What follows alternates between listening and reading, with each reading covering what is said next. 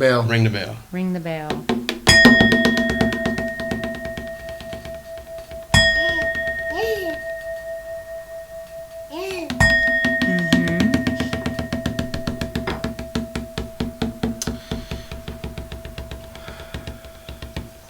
Well, allow us to speak truth, have some fun, explore, learn, grow. Allow this to be shared with others, so hopefully others can grow.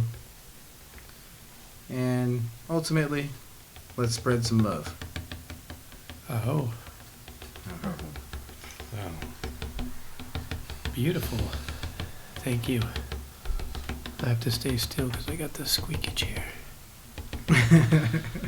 All right. So, I think somebody was really excited about sharing some discoveries. Do you want to start with that, or would you like to? No, not would you yet. like to lead us all on for a while? Well, I'd like to build it up. I want to build it up for a little bit and okay. work right into that in a little bit. Yeah, that's good. I had some questions. If I like answering questions. yeah, we could start with some questions. We'll go and, around answering questions. So, my question is really to you both. Mm-hmm. So you guys are, yeah. So you guys are hooking up. Hooked, right? No, you know. So you guys are both on a. I'll call it a spiritual journey.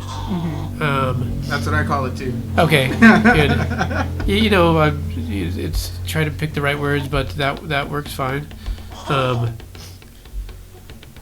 And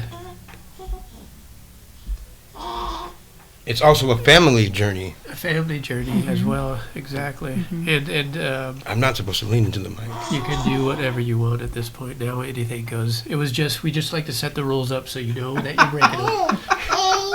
I like breaking rules. So you feel your own guilt. And so it's kind of a strange question, but and I'm very curious about it. Has this path caused any additional stress to the family situation?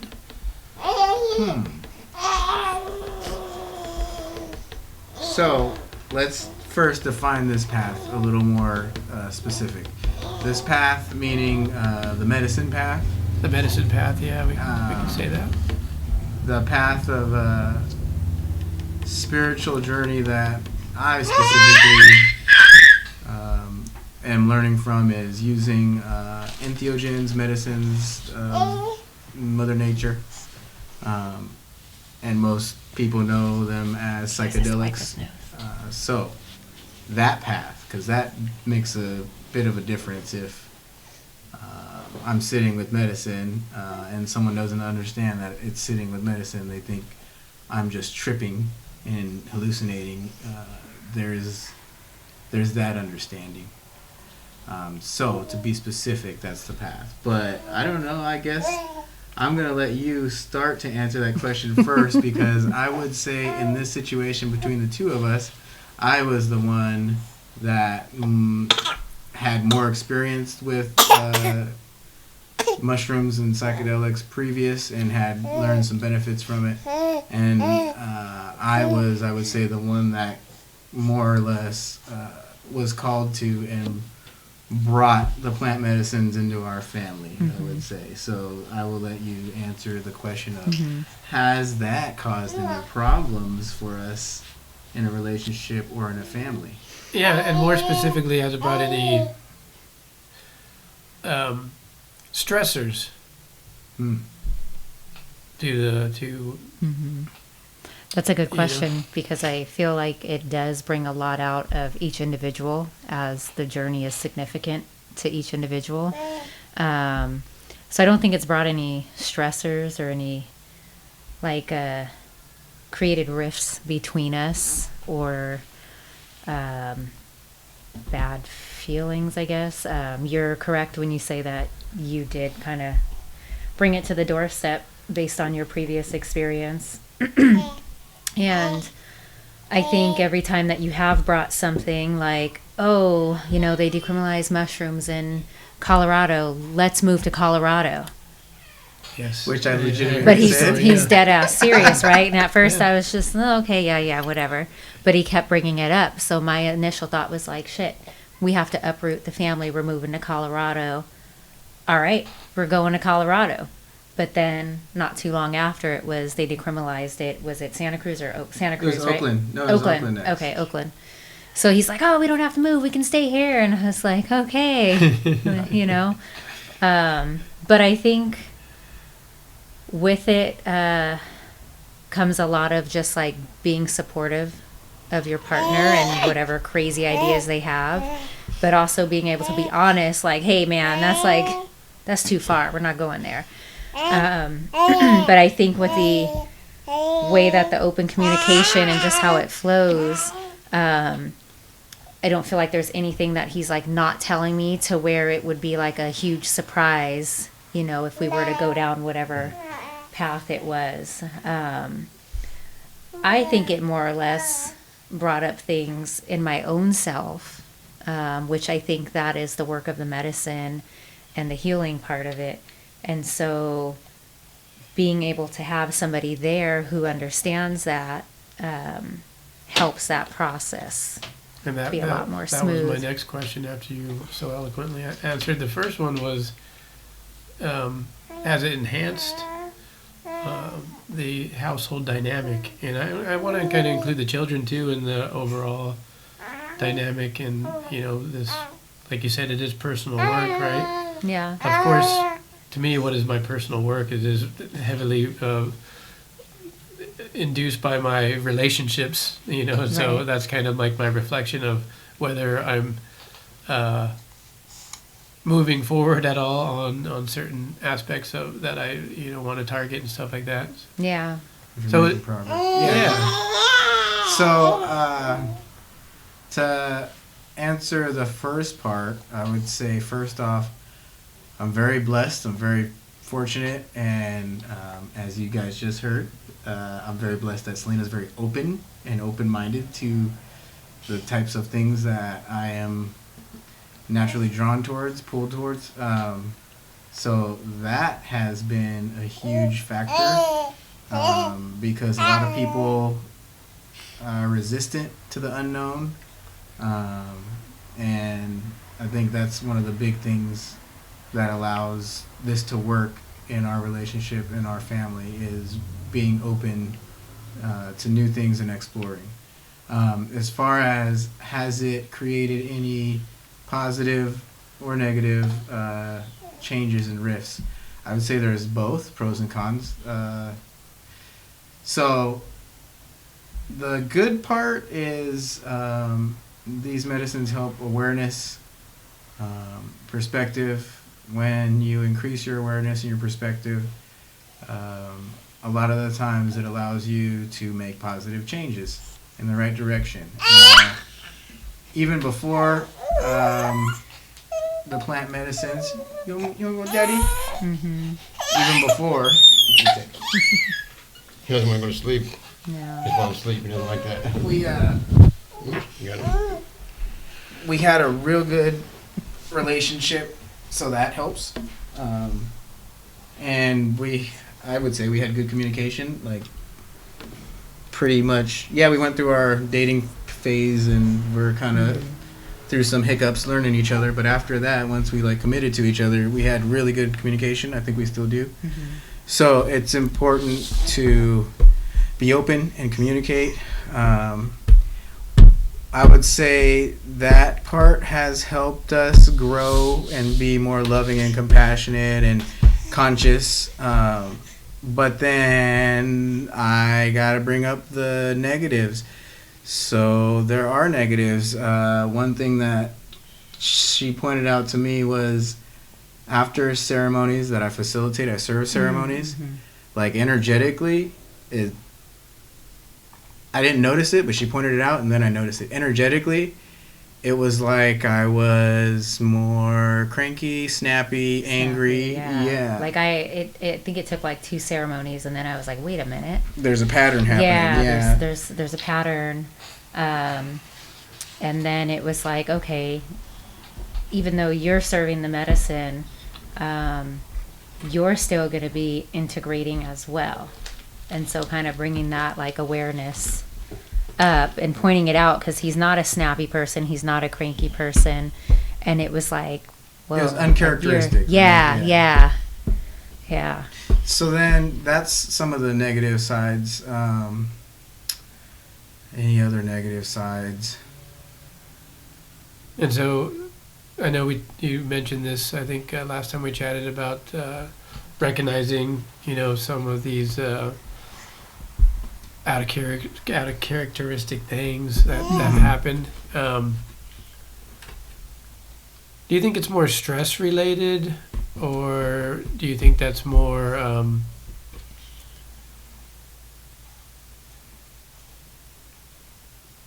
is it more related to the energy that gets shaken up in people when they go through ceremonies? I think it's an energetic thing completely, 100%. I don't think it's a stress-related thing, because I know the difference. I know what I feel like when I'm stressed with work, or stressed with finances, or stressed with stuff. Like, I I know get physically sick. I know what that feels like. This is, to me, completely different.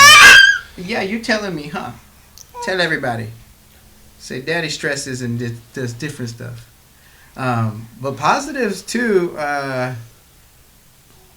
think, as strange as it sounds, I think it's helped with the kids as far as allowing us to, well, mainly you, but allowing you to be more conscious and patient, I guess. Yeah, I would say it has definitely opened a door. Like, what is that? They talk about like gentle parenting, right? And so I'm always trying to find that balance. But it's really brought in the awareness of like my children being their own beings. And if I can get out of the way and let them be, but we're so conditioned, from our childhood of like having that authority over us, constantly kind of shaping us, into what they think we should be. And so that just becomes a pattern. So now I'm trying to like kind of course correct in a sense, where it's like, okay, let me step out of the way. Let's have dialogue about things differently, where we're talking to each other, or with each other, and not like somebody's talking at you. So that's like a daily practice. And then so now I'm kind of bringing that to him, when things are heightened, and then I need to work on it more. when things are heightened and it's like, okay, wait a minute, I've been doing this work with them and I'm seeing positive results, like maybe try it this way, because then it'll take like less stress or aggravation out of that particular moment, and then there's like a different connection you have with your child. So I would say that is one of the huge positives for me. Yeah, and that's a super complex and then very, very complex situation being a parent, and it is. And trying to keep them safe, and right, trying to instill some discipline, and also trying to let them be. It's it looks like it becomes a reflex. It's a hell of a tightrock.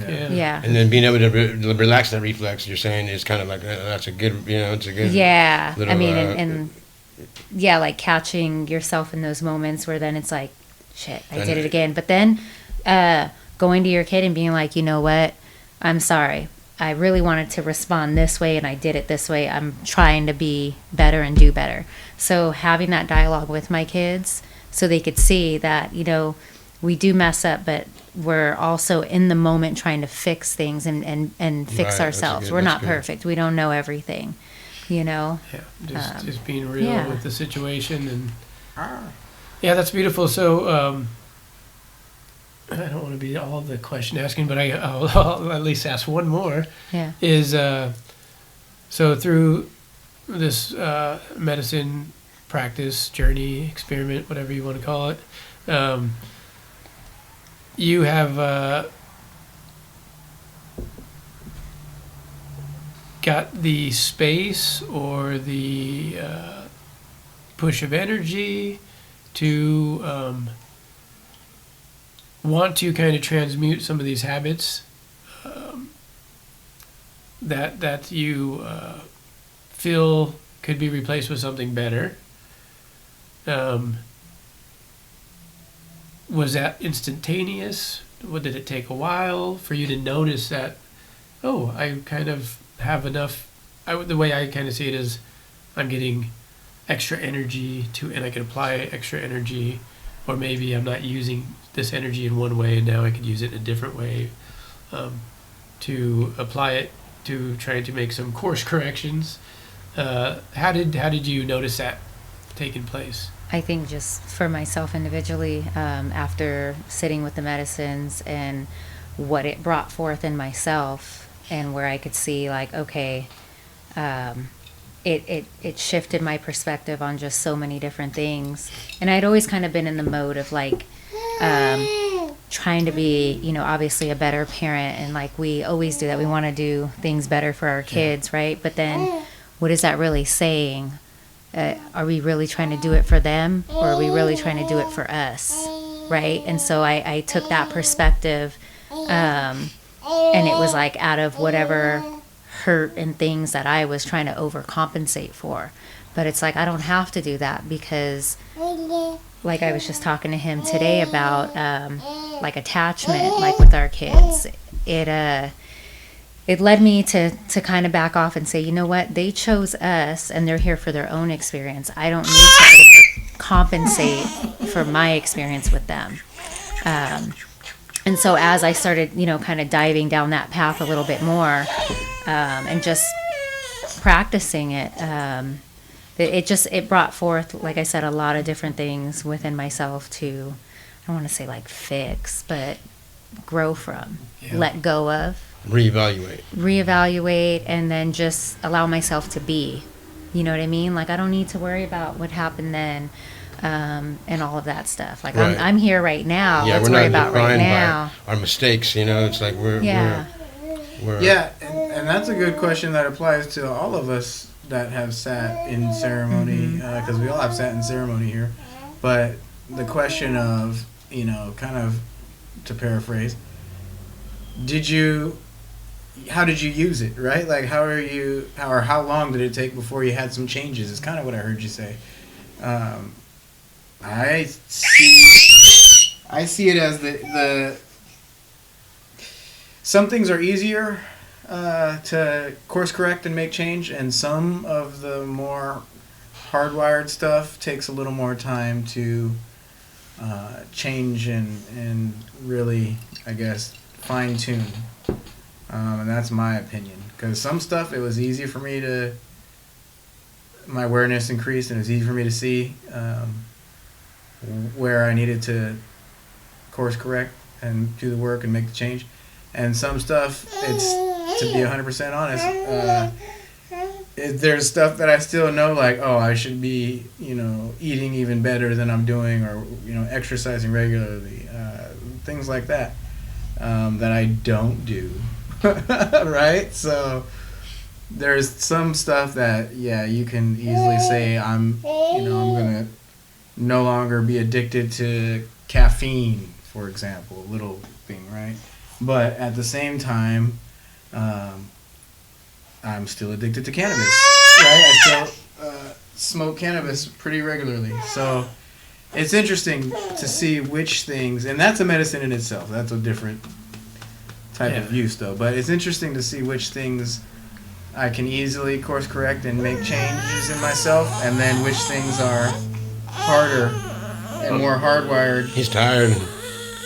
You want to give him a shot? Try holding him. Okay. Come here, stinky one. Can I refine my question in that case? Mm-hmm. Yeah, and this was directed to Sean now. Yeah, well, this is, you know, anybody can answer. Sean. This was directed to yourself. Yeah, you're asking, this you're was directed asking to the couple. yourself. Yeah. You're asking a couple questions. Hey, I refuse to ask No, he's not. to answer any questions. So No, I can weigh in on this. So here, just one last one, I promise, and then your list is next. So, did you have, again, did you have things that you were working on that I'm just assuming from myself, my whole life I've always wanted to course correct certain things, and I'd have in certain ways, right?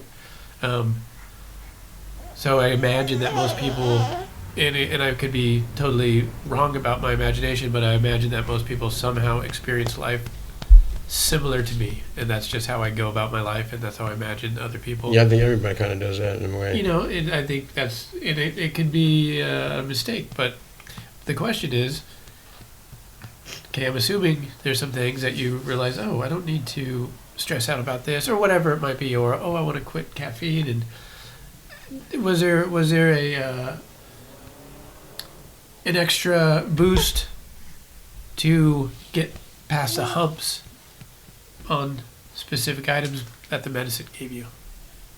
Were there anything? Any incentives, you're saying? Not incentives, but a push.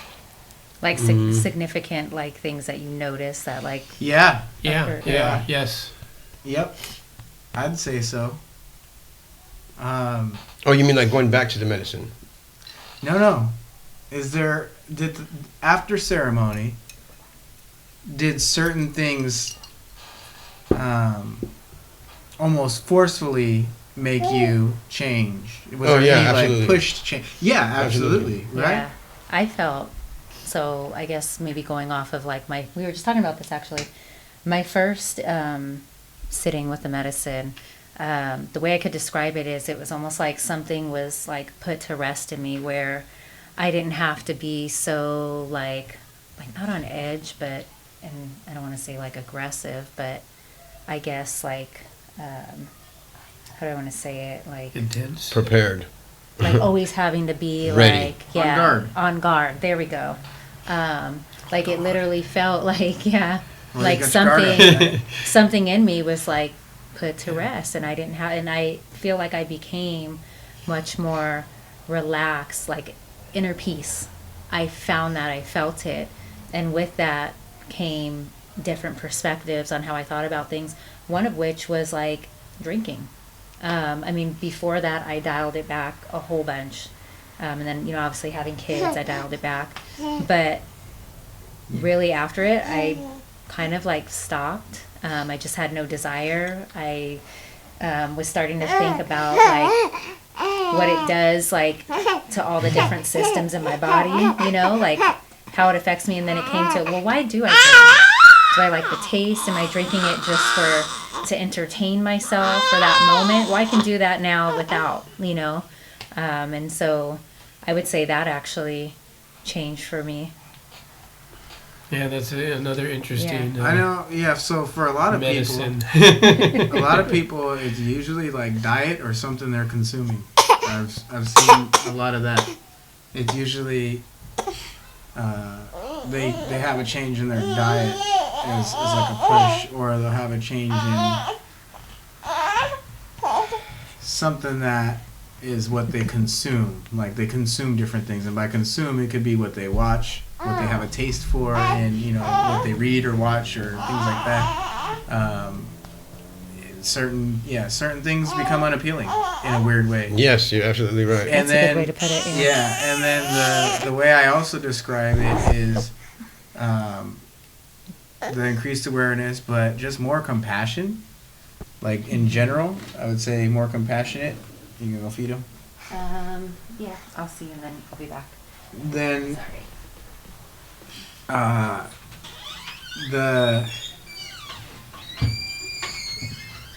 the big thing for me from my first ceremony, it took away my doubt.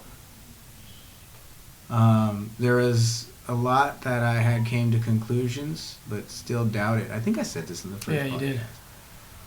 And Yeah, you mentioned that a few times when we discussed that ceremony. So, and that's still The failed podcast. a repeating lesson. But that's still a repeating lesson for me. Like, there's a lot of, it doesn't matter, just stop doubting and go for it. You know what I mean? That's kind of like faith. That's what it is. That's the better word for it. It increased my faith. Faith in the unknown, faith in anything. Okay. Did you get adopted? So the natural push was in my faith in general, just faith in general. A bigger, stronger faith. How about you? Can you think of anything that kind of forcefully or naturally pushed a change in you after ceremony? Something. Well, like you said, I mean, because you said, what do I want this? What do I want to use the ceremony for? And so, like, yeah, I chose to use the ceremony to change my life. I mean, that's what I wanted to do with it. I wanted to change my life with it. Either way, I mean, either way the outcome is, that's what I wanted to do with it. Even if the outcome wasn't even to change my life, that's what I was going to do with it. I was going to change my life with it, no matter what. You know what I mean? So, I mean, there were some things that definitely, you know, confirmed my faith and made it stronger. I feel, you know, there was definitely some times like that. There was definitely sometimes where I was like, I knew this was going to happen. You know what I mean? Like, you know. But yeah, it definitely took away a lot of the doubt. Yeah. The first ceremony. And so you had that specific intention in mind, and Well, my intention, I gathered, I think I finally set my intention and got my mind set on it the day before the ceremony. I finally said, okay, this is what my intention, because I didn't even really know. I was like, oh, should it be this, should it be that? And so the day before, I set my intention, and then when we had the ceremony, yeah, it fulfilled every bit of it and more. You know, that's a good thing. You know, ever since that ceremony, it did change my life. I considered myself. I was openly, you know what I mean, open about my gifts and things that I used to not say anything about. Like I used to keep quiet about, but it definitely. I'm not crazy. Yeah, it definitely helped me in that way. I mean, I don't know if you guys noticed that, but ever since that ceremony, I was, you know what I mean, I no longer hid my gifts. Yeah. I think me and Kai are kind of different because we're extremely close to you. So we've always kind of talked about. Yeah, you guys always know. Yeah, but I if you notice, I don't share that with like too many people. That's openly. a good point. You know? It is interesting to see how some people completely tune out once you start talking in a deeper meaning. Right, and I know that too. That's why I'll when I do it, if I do it, I'll just give it all. I'll just give it all to them because I know like it doesn't even matter that they're gonna take it or not. You know what I mean? So I just like just blah, blah, blah, blah, blah, blah. I like to dial it back and plant a seed. I'll just play a little at a time. I don't have the patience for that sometimes. It's like, you know, I just because sometimes these messages they come through and you're just like just here, just take it. I don't even know what it is. Like just say go. Stuff with like double and triple meanings. You know? Yeah, very much so. I have a different take on that. Oh. I honestly think that that people are more engaged with I'll just call it a spiritual conversation than I even would have imagined. I feel like, you know, I feel like in a certain way I kind of had this change of perspective, of a pretty complete change of perspective. Put simply, you know, stuff that I probably thought was unknowable and crazy. I don't think that way anymore. Just to you know, the tip of the iceberg, and so I kind of, for some strange reason, I felt very comfortable to talk about some very freaking strange things to people I don't know, to people I know nothing about. And how do they react? And you can connect with people on a loving, spiritual plane that everybody wants to be on. And yeah, some people are confused about that. Some people don't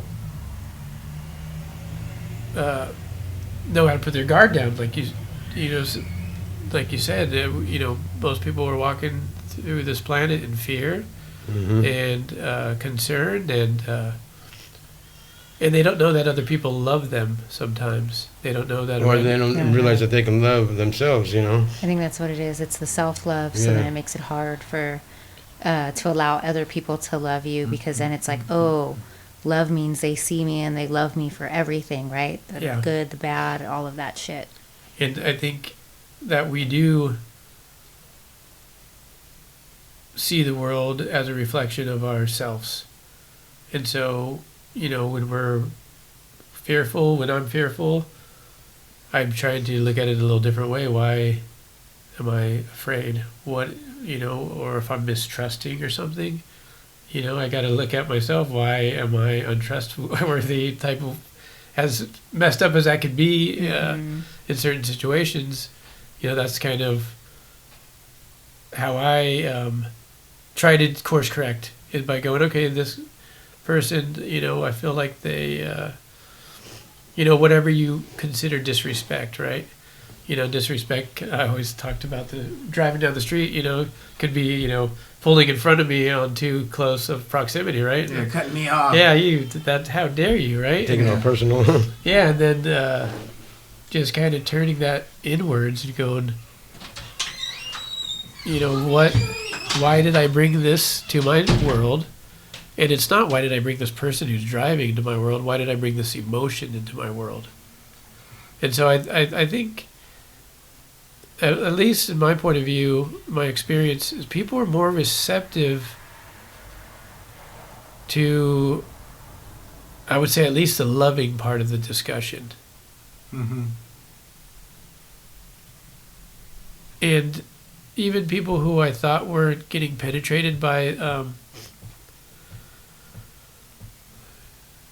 the ambiance, so to speak, It still affects them. Slowly, it kind of. That's what I mean by Yeah. planting seeds. Yeah, Yeah. exactly. I think there's still a little bit that you can kind of hint to or point to with the people that, let's say, aren't comfortable talking in deeper ways. Yeah. But I got a question.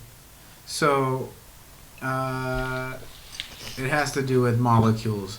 So there's DMT. Shit. There's Now I DMT. knew you wore the glasses for a There's reason. DMT, and then there's psilocybin, right? So mushrooms, Yeah. psilocybin, DMT, which is either ayahuasca and NDMT, or the toad, which is the 5-MeO.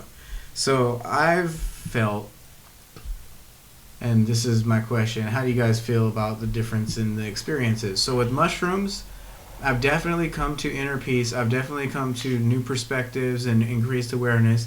And I've definitely come to an understanding of the illusion of this reality.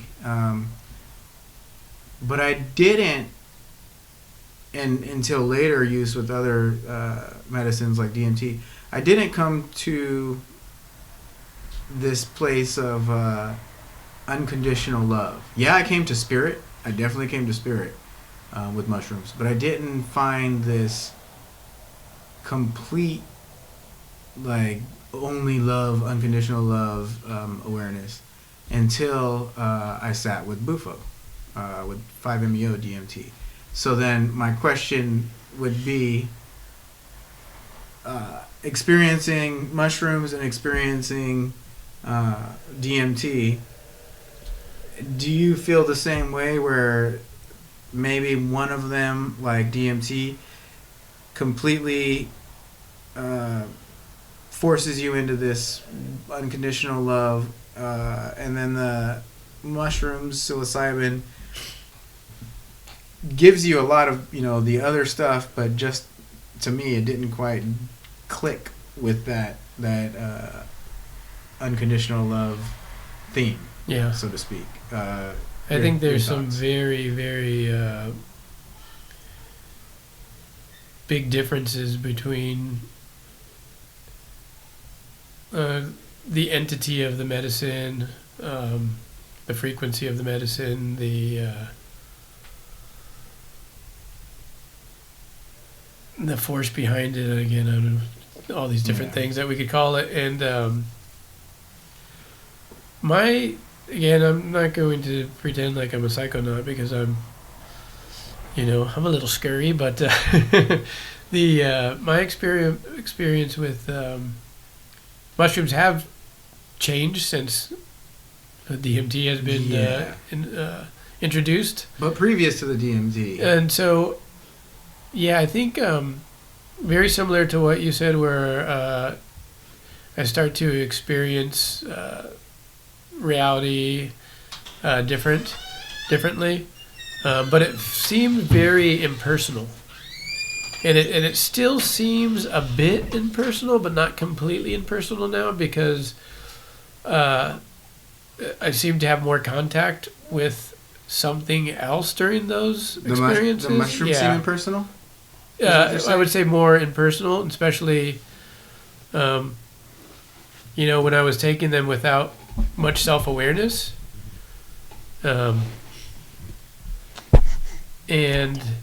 But I'm finding that they're becoming different after DMT, after they are. being a bit more conscientious about why I'm doing things.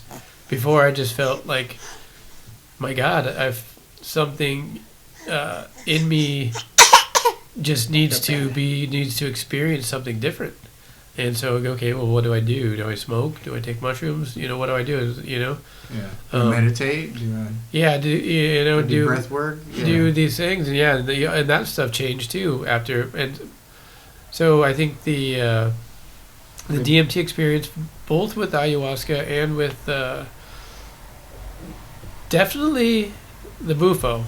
A little different with the other one, with the ayahuasca, the mango tree. What type of tree was it? Yeah. That was a very different experience for me. Smoking the NMDMT.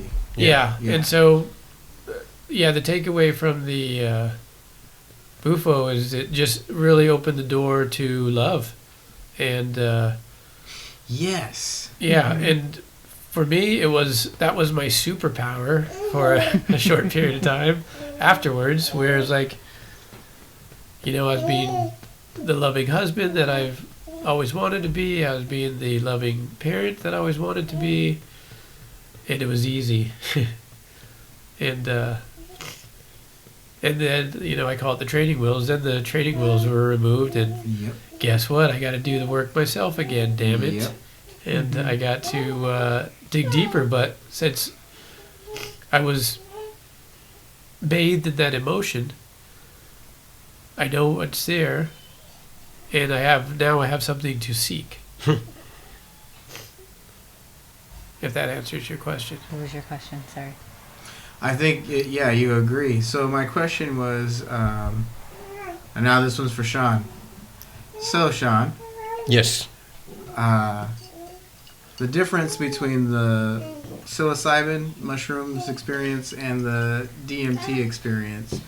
And then there's two different DMTs. There's the NMDMT, and then there's the 5-MeO DMT, right? Bufo being the 5-MeO, and then other plant medicines being the NMDMT.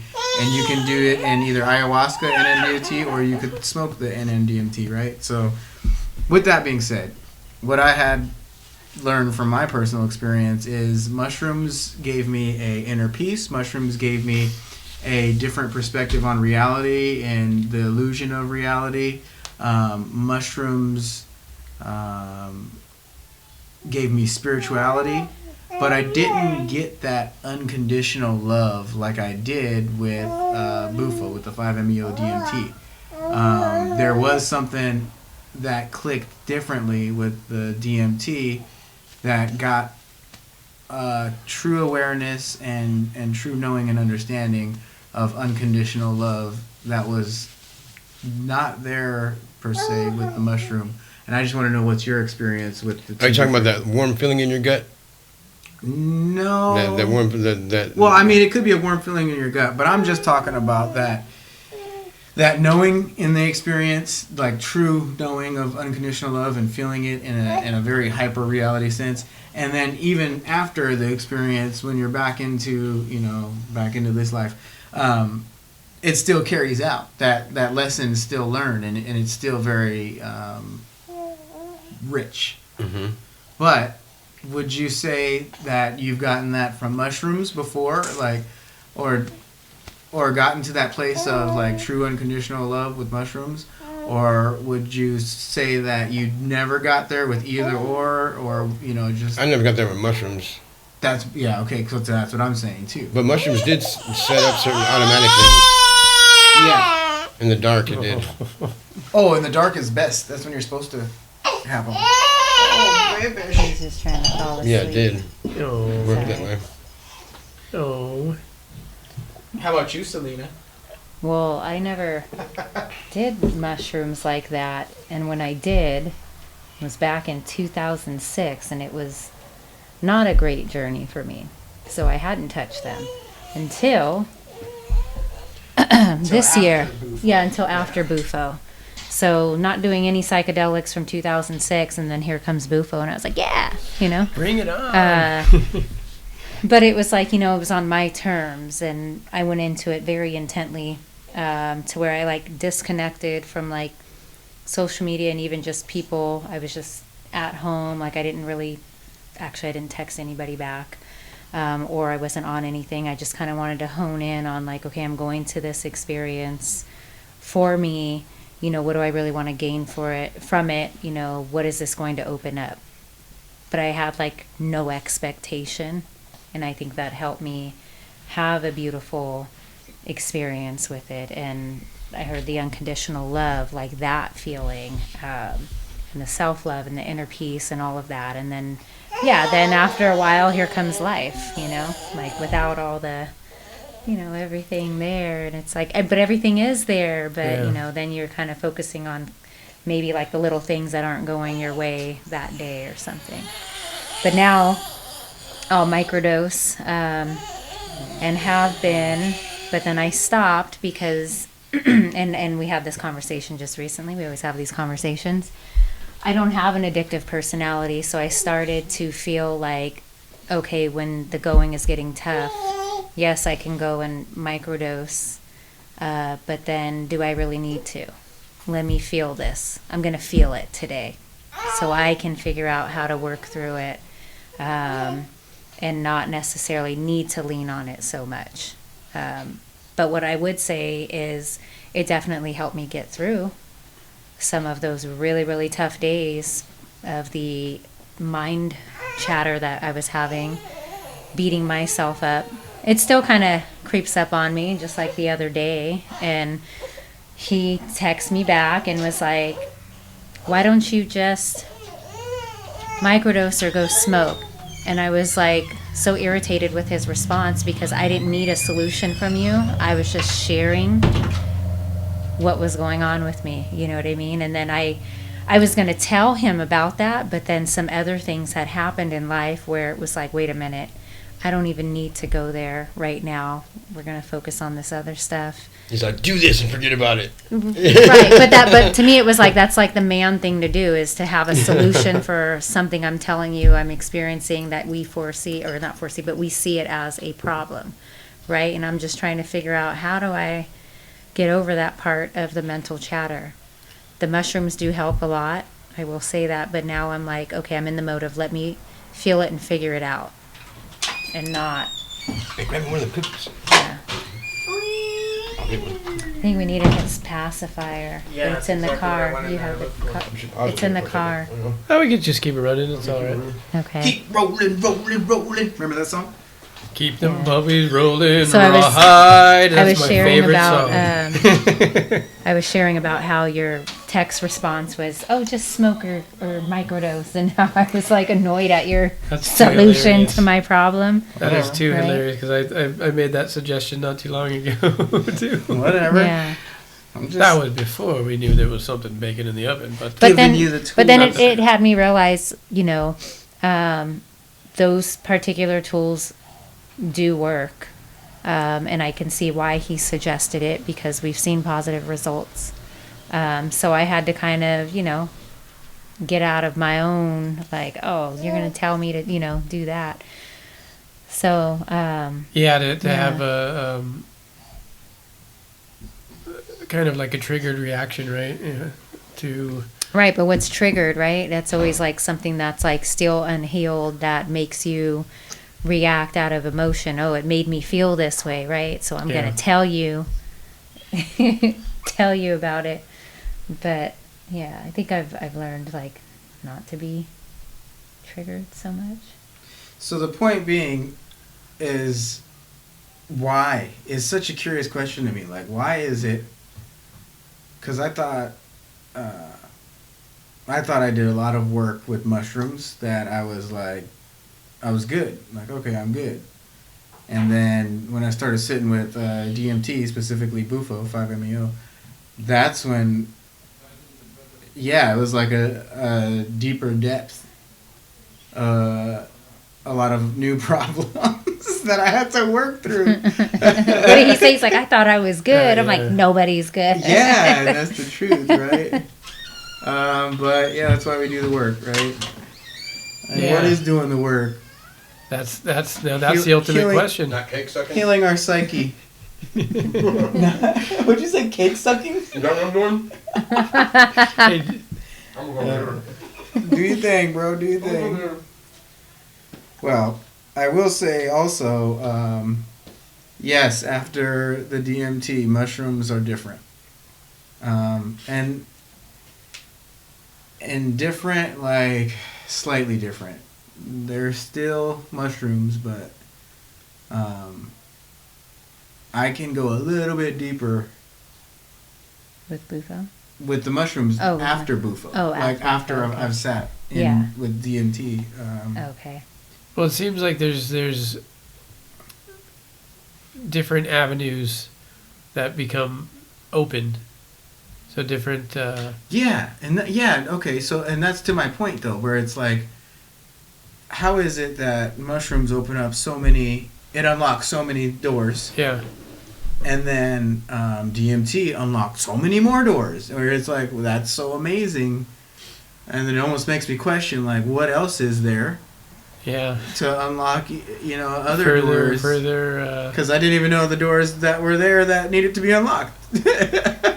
They just, There was something They arise. interesting with the progression of things, and so started with Bufo, right? And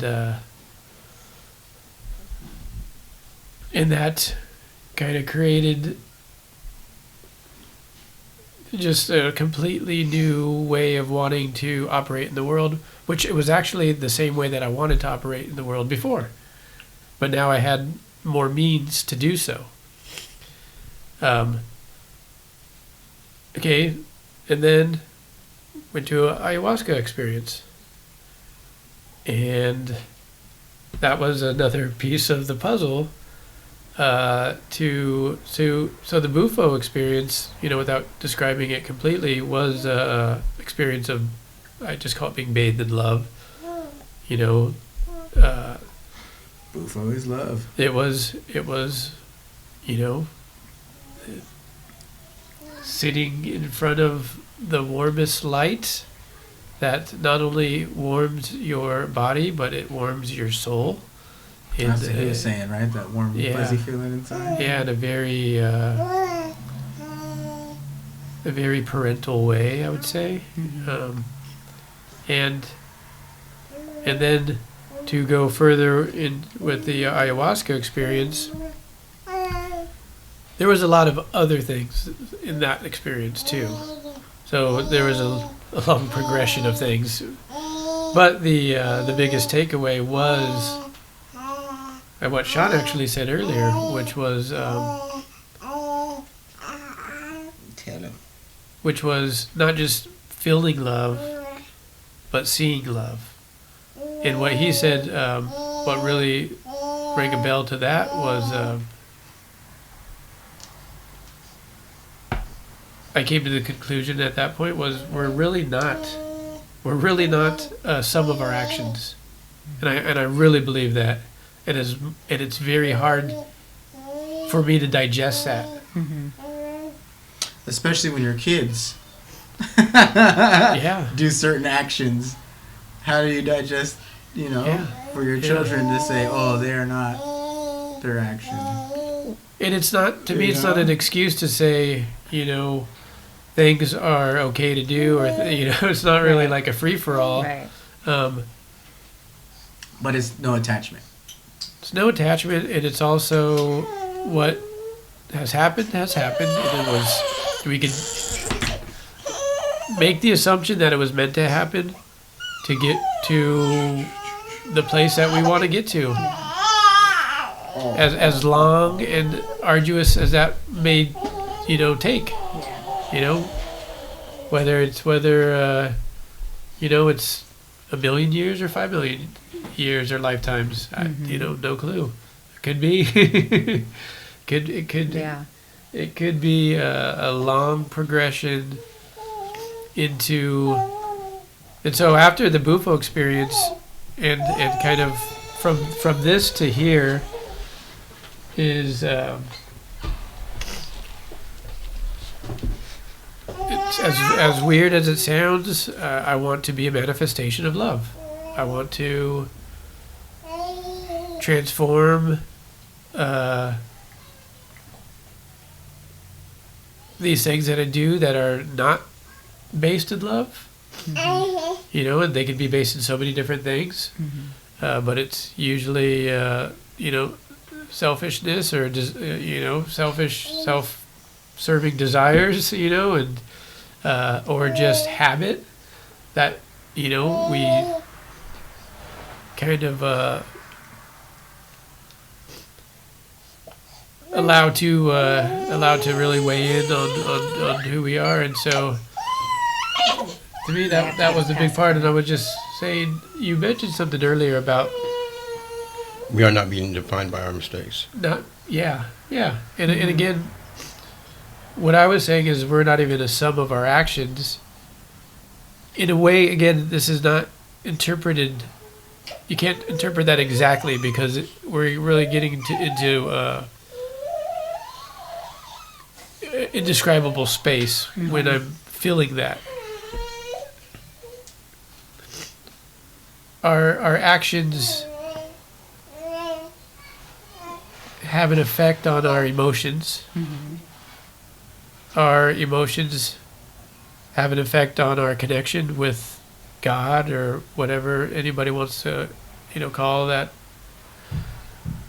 And I call God the loving being, the loving entity. Yeah. Because there are very powerful other entities that I try to not invite. And I went on a huge tangent there. But the where I was trying to go was the progression from Bufo to ayahuasca to Palo Santo. No. I'm talking. What's the mescaline? San Pedro. Yeah. To I was like, Palo Santo. yeah, I don't know what I'm talking about. To psilocybin. Not a mushrooms. professional. To the other DMT, back to finally, slightly back to Bufo, and then mushrooms in between a little bit of everything too. Since we're talking marijuana. Since we're talking about the different molecules, what's interesting is, how about acid? Have you guys felt that unconditional love with acid? I've definitely felt oneness, like everything's connected. Like it's all the same. You know what I mean? Like I've felt a lot of that with acid. I've also felt a lot of confusion. Right. I felt a lot of imbalance. Because that's exactly what it does. It makes your balance just like. That's how you would say. Well, that's exactly what it does. That's ultimately what it's doing. It's just chemically imbalancing your. The chemical comes from ergot, though. It comes from a spore. It comes from a fungus, essentially. So that's all you need in order to throw your shit out of whack. And so, I can turn the slide off. That's all right. That's how It was just be fuzzy. But okay, so as far as the LSD goes, though, would you say it has any lessons, teachings in it, like the mushrooms and the? Yeah, I don't feel there's any organic nature to it at all. It's very synthetic. manufactured. It's definitely like a machine type feeling. Yeah. There's no. I've never felt any sort of a spiritual connection through acid at all, never. And I've done a lot of acid. You don't think so? No spirituality? No, none whatsoever. And I've done liquid, I've done tabs, I've done microdots, I've only done tabs. I think the microdots were mescaline. Yeah, mescaline. But any of those, I've never felt spiritual or any kind of enlightened and feeling with those All right. ever. So then the next one, which is not so much a psychedelic, but it's sometimes lumped in the category, MDMA, ecstasy. That definitely makes you feel love, right? Like that's like Yeah, one of it the does. that's one of the trademarks. Right, of that it does, one, right? but at the same time, I don't feel that it connects you more in a spiritual sense, like the medicines do. It doesn't at all do that. It does release and open up a certain. It's an empathetic type Right, of love. It's definitely different. I will say that. But I don't think it assists with like connecting you any further. But it connects your tribe. It's like I love you guys so much. Oh yeah. Yeah. It connect everyone's hands together. It's all like, love. It's all love. Huh. Oh gosh, all love. All right, but then there's other, ways of getting there too. I don't want to just say the only ways is through these molecules, and like I've had good results with hypnotherapy. Meditation, it does take discipline and practice. I shouldn't say discipline, practice.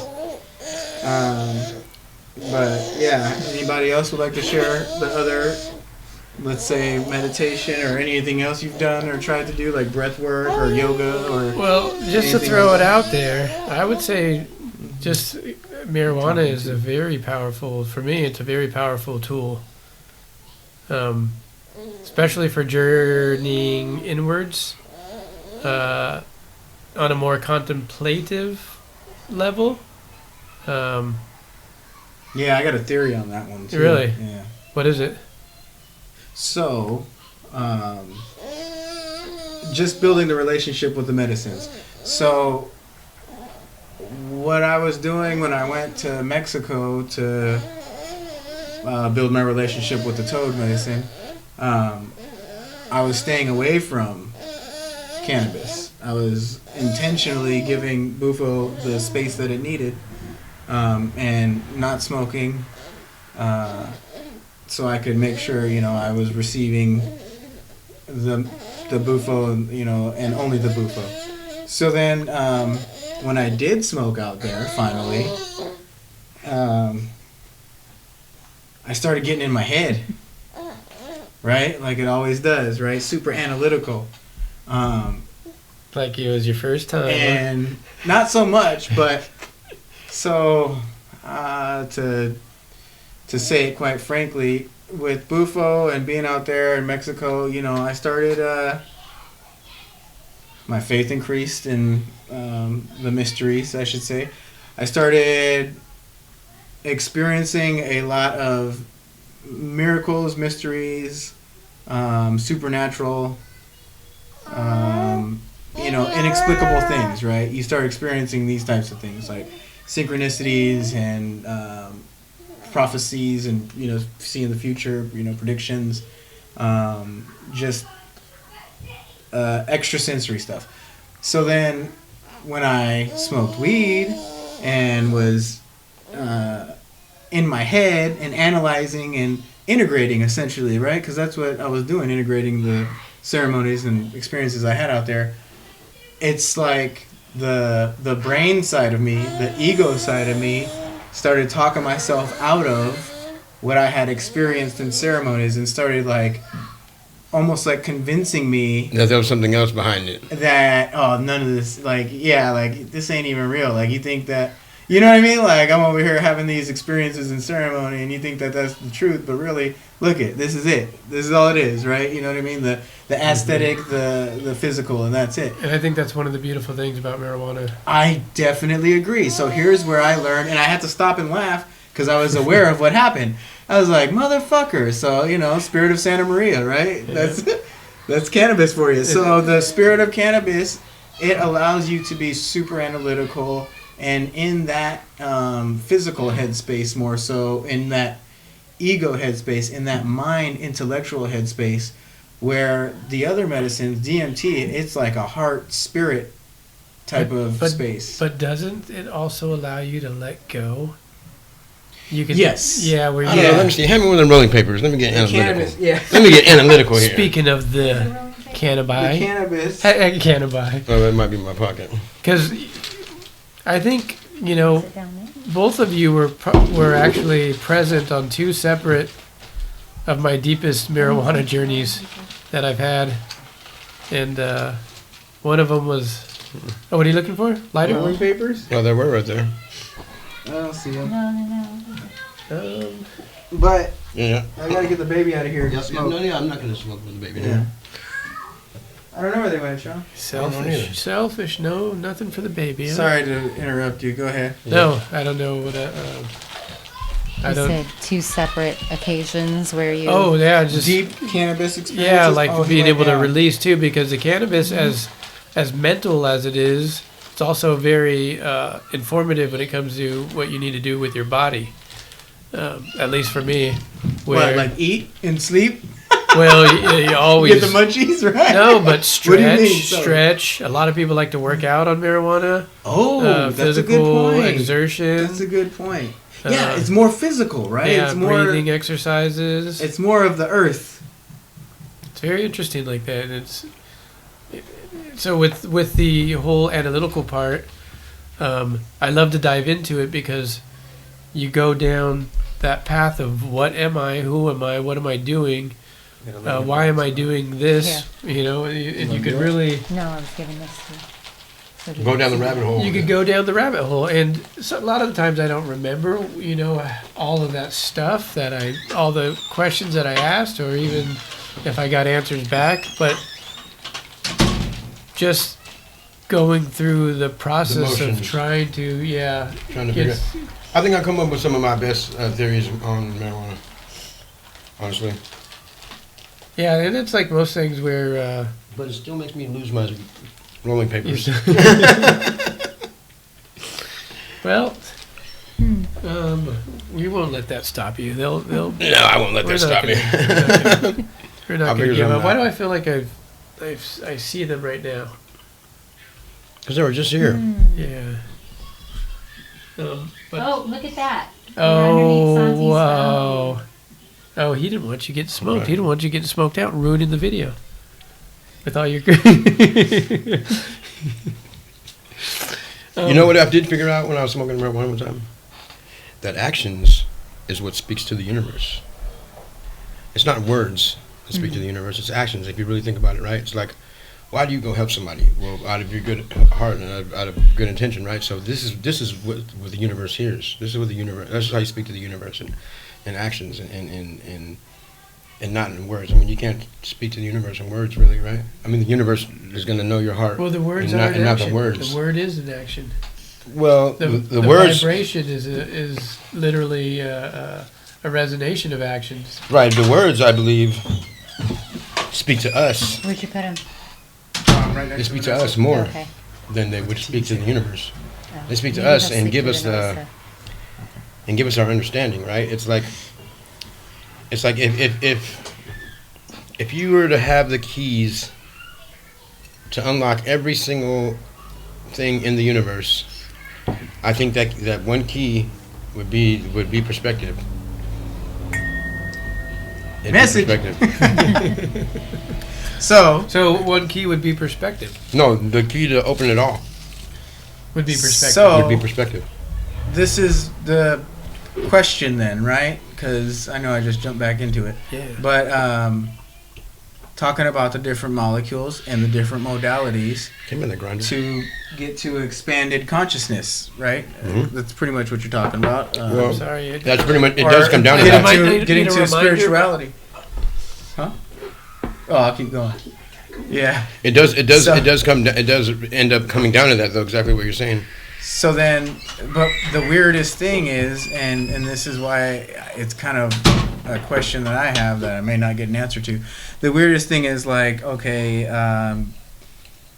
with mushrooms, I had come to this spirituality and understanding and free thinking awareness, and I thought that was unlocking that was the key, right? And then here comes DMT and blows that key out the water, and it's an even bigger experience, bigger key to a bigger door, so to speak. But then again, I've came across people on the internet that have the same awareness and have that key and unlock that just through meditation. They don't use any plant medicines whatsoever. Right. They've come to this just through the the work they've done meditating and lucid dreaming or whatever modality. They can even have the same experience, and still come out with a different what perspective. That's the only thing that makes any of that different. That's the only thing that's the only difference between all of those things is perspective.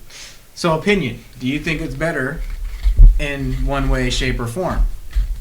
Do you think it's better to use molecules? Do you think it's better to use mushrooms, or do you think it's better to use DMT, or do you think it's better to use nothing and just go through meditation?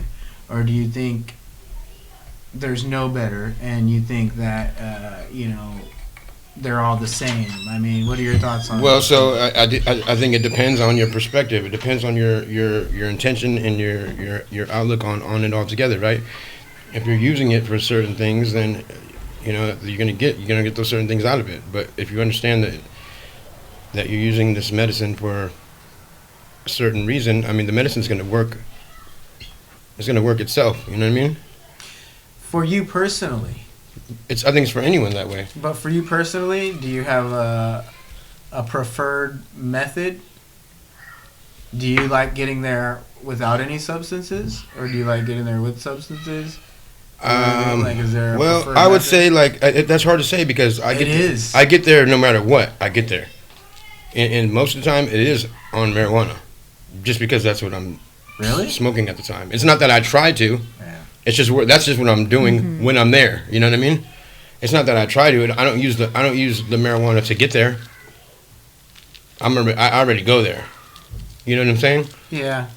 At this point in my journey, I already go there. I feel like the cannabis for me is like a counterbalance to for me, the cannabis is like a grounding tool. But that's me personally, and it's like a comfort blanket, and that's kind of maybe because I grew up with it, but that's what the cannabis does for me. It's like a grounding and comfort blanket, stress reliever, I use the ground for a grounding. Speaking tool. of comfort blanket, The actual ground. you guys want me to turn this off? The video won't be as nice. No, it's I'm fine. good. You Yeah. sure? I was mainly just because Okay, the baby's good. eyes, and I just realized I was I know, just light. Ooh, baby's eyes. He closed. That's a good one. He closed his eyes and went to sleep. So Yeah. hopefully he stays asleep. Are you looking through baby's eyes? Hopefully Well, he stays talking about asleep. love, and talking about theories. Theories. I got a theory on Love. and I might have shared this with you guys all, but I guess I'll share it on the microphone because it's a good theory. Can I share this with you guys all? Yeah, spark that shit. Yeah. Yeah, like. So, I learned in science. I believe in science. Can I grab that for you? Oh yeah, go for it. I learned What in are you doing science. with that? I knew you had snacks. I knew you where'd you had pull that snacks off over of? I there. don't want to know. They came open in my pocket. That's why. I So I heard like all this plastic over there. Oh, you guys ever heard it? Oh, Sean, you stop. had snacks over there. You guys want some snacks? Okay, science. The lighter's right there. In a science class, What do you need? Oh, the lighter. they taught me Can I put them in this bowl? Yeah, you could. in science it's a candy dish. Automatically agreed. Snacks with Sean. Eat your snacks, John. Eat your snacks. Oh boy. Memories, huh, babe? Memories. Candy gets me there. Hey, we got a 10-year anniversary coming up. You see, there's Wow, 10 tons year of candy, anniversary. and I'm just 10 years married. feeling Wow. it. 10 years? Yeah. What? Holy smokes! That's Don't do that, babe. you guys got married when you were 13 or something. Hardly. So love. Let's talk about my theory on love. Let's talk about family love in particular, and because I do believe, and this ties into one of my theories. Look, it got him there already. It got me there No, I'm already, just right? kidding. One. So I was sitting and staring at the sky one day, right? When I started thinking, You're being all shy all this time. That's all it took to get you out of Yeah. your shell. We had to just remove the baby. That's all. right? You have to remove the baby Wait, eyes. theory on love. Hold on. Is this wait, your let me say ashtray? my theory on love. Okay, let's hear go it. about family love. So in science, I learned at an old age, didn't learn this at a young age, I learned as an adult that there is no such thing as cold in science. And Lack you of think, heat. Yeah, and you think that's a weird thing to say, right? Well, really, they say that because it's all measurements of heat. When they're talking about this is this many degrees, it's a measurement of heat. And that is even when they have... It's right there, right? Is this an ashtray? Yeah. Yeah, you can use that or that. Okay. So even when they have it as close as to absolute zero that they can get, they can't get to absolute zero. Like it's not physically possible to get to absolute zero cold. You can still measure some degree of heat. So everything is a measurement of heat, technically. It's like infinity. You can never Like- get to infinity. Right. So then this And some infinities are larger than others. Mind blown. But The speed okay. of light is not So- constant. So the epiphany came where I was like, oh, that makes sense. That there is only heat. There is no cold. And I applied it to there is only love. There is no opposite of love, fear, or whatever you want to call it, hate. I don't know what you could want to call the opposite of love, but there is only love. There is small measurements of love and large measurements of love. But that perspective allows me to love more and be more loving with everything that I do, because my understanding now is everything has right. love. That's a good perspective. Everything has love. That's a good perspective. A family love. Go for it. And so, well, that ties into all of my theories actually, because like the sun's not on fire, and most people don't even realize that the sun is not on fire, right? So like it's like these big old magnetic waves just kind of like opposing each other, right? That's what gives off the energy that we receive from the sun, even though it burns stuff down here if we wanted to, right? We get a magnifying glass, it's going to burn something, like, but it's not on fire. It's kind of odd to think about, right? Well, it's like that's the sun's normal state. Right. That's its comfortable state. Which is total chaos and That's its resting state. and really unstable, right? Yeah. That's an unstable, like it's like a whoom, whoom, was getting off these flares, and it's just like it's amazing to think about. But I think it allows a certain family-oriented polarity to happen within the universe, and that's what gives us our momentum throughout the cosmos completely. Like, I mean, our universe, our Milky Way might be spinning like this slowly, and it's going to run into a Andromeda galaxy billions of years eventually, like, but the momentum that is giving off and getting with every single sun that it has, every single star that it has in its galaxy, right? If you think about it, each one has a similar zones, right? Like we live in this what they call Goldilocks zone, right? It's the only area far enough from the sun where we can get enough sun, but not too much of it, right? If you go past that point, like you have Mercury and Venus and Mars, right? They're not surviving planets, so that's as far as we know it, right? They're beyond the zone of survival, and that's just the orbit from the sun that's giving off these enormous fields, right? I mean, all those are objecting fields that are causing this what looks like burning to happen, right? But it's not burning, right? But it is causing these fields, and it's pulling these planets around it.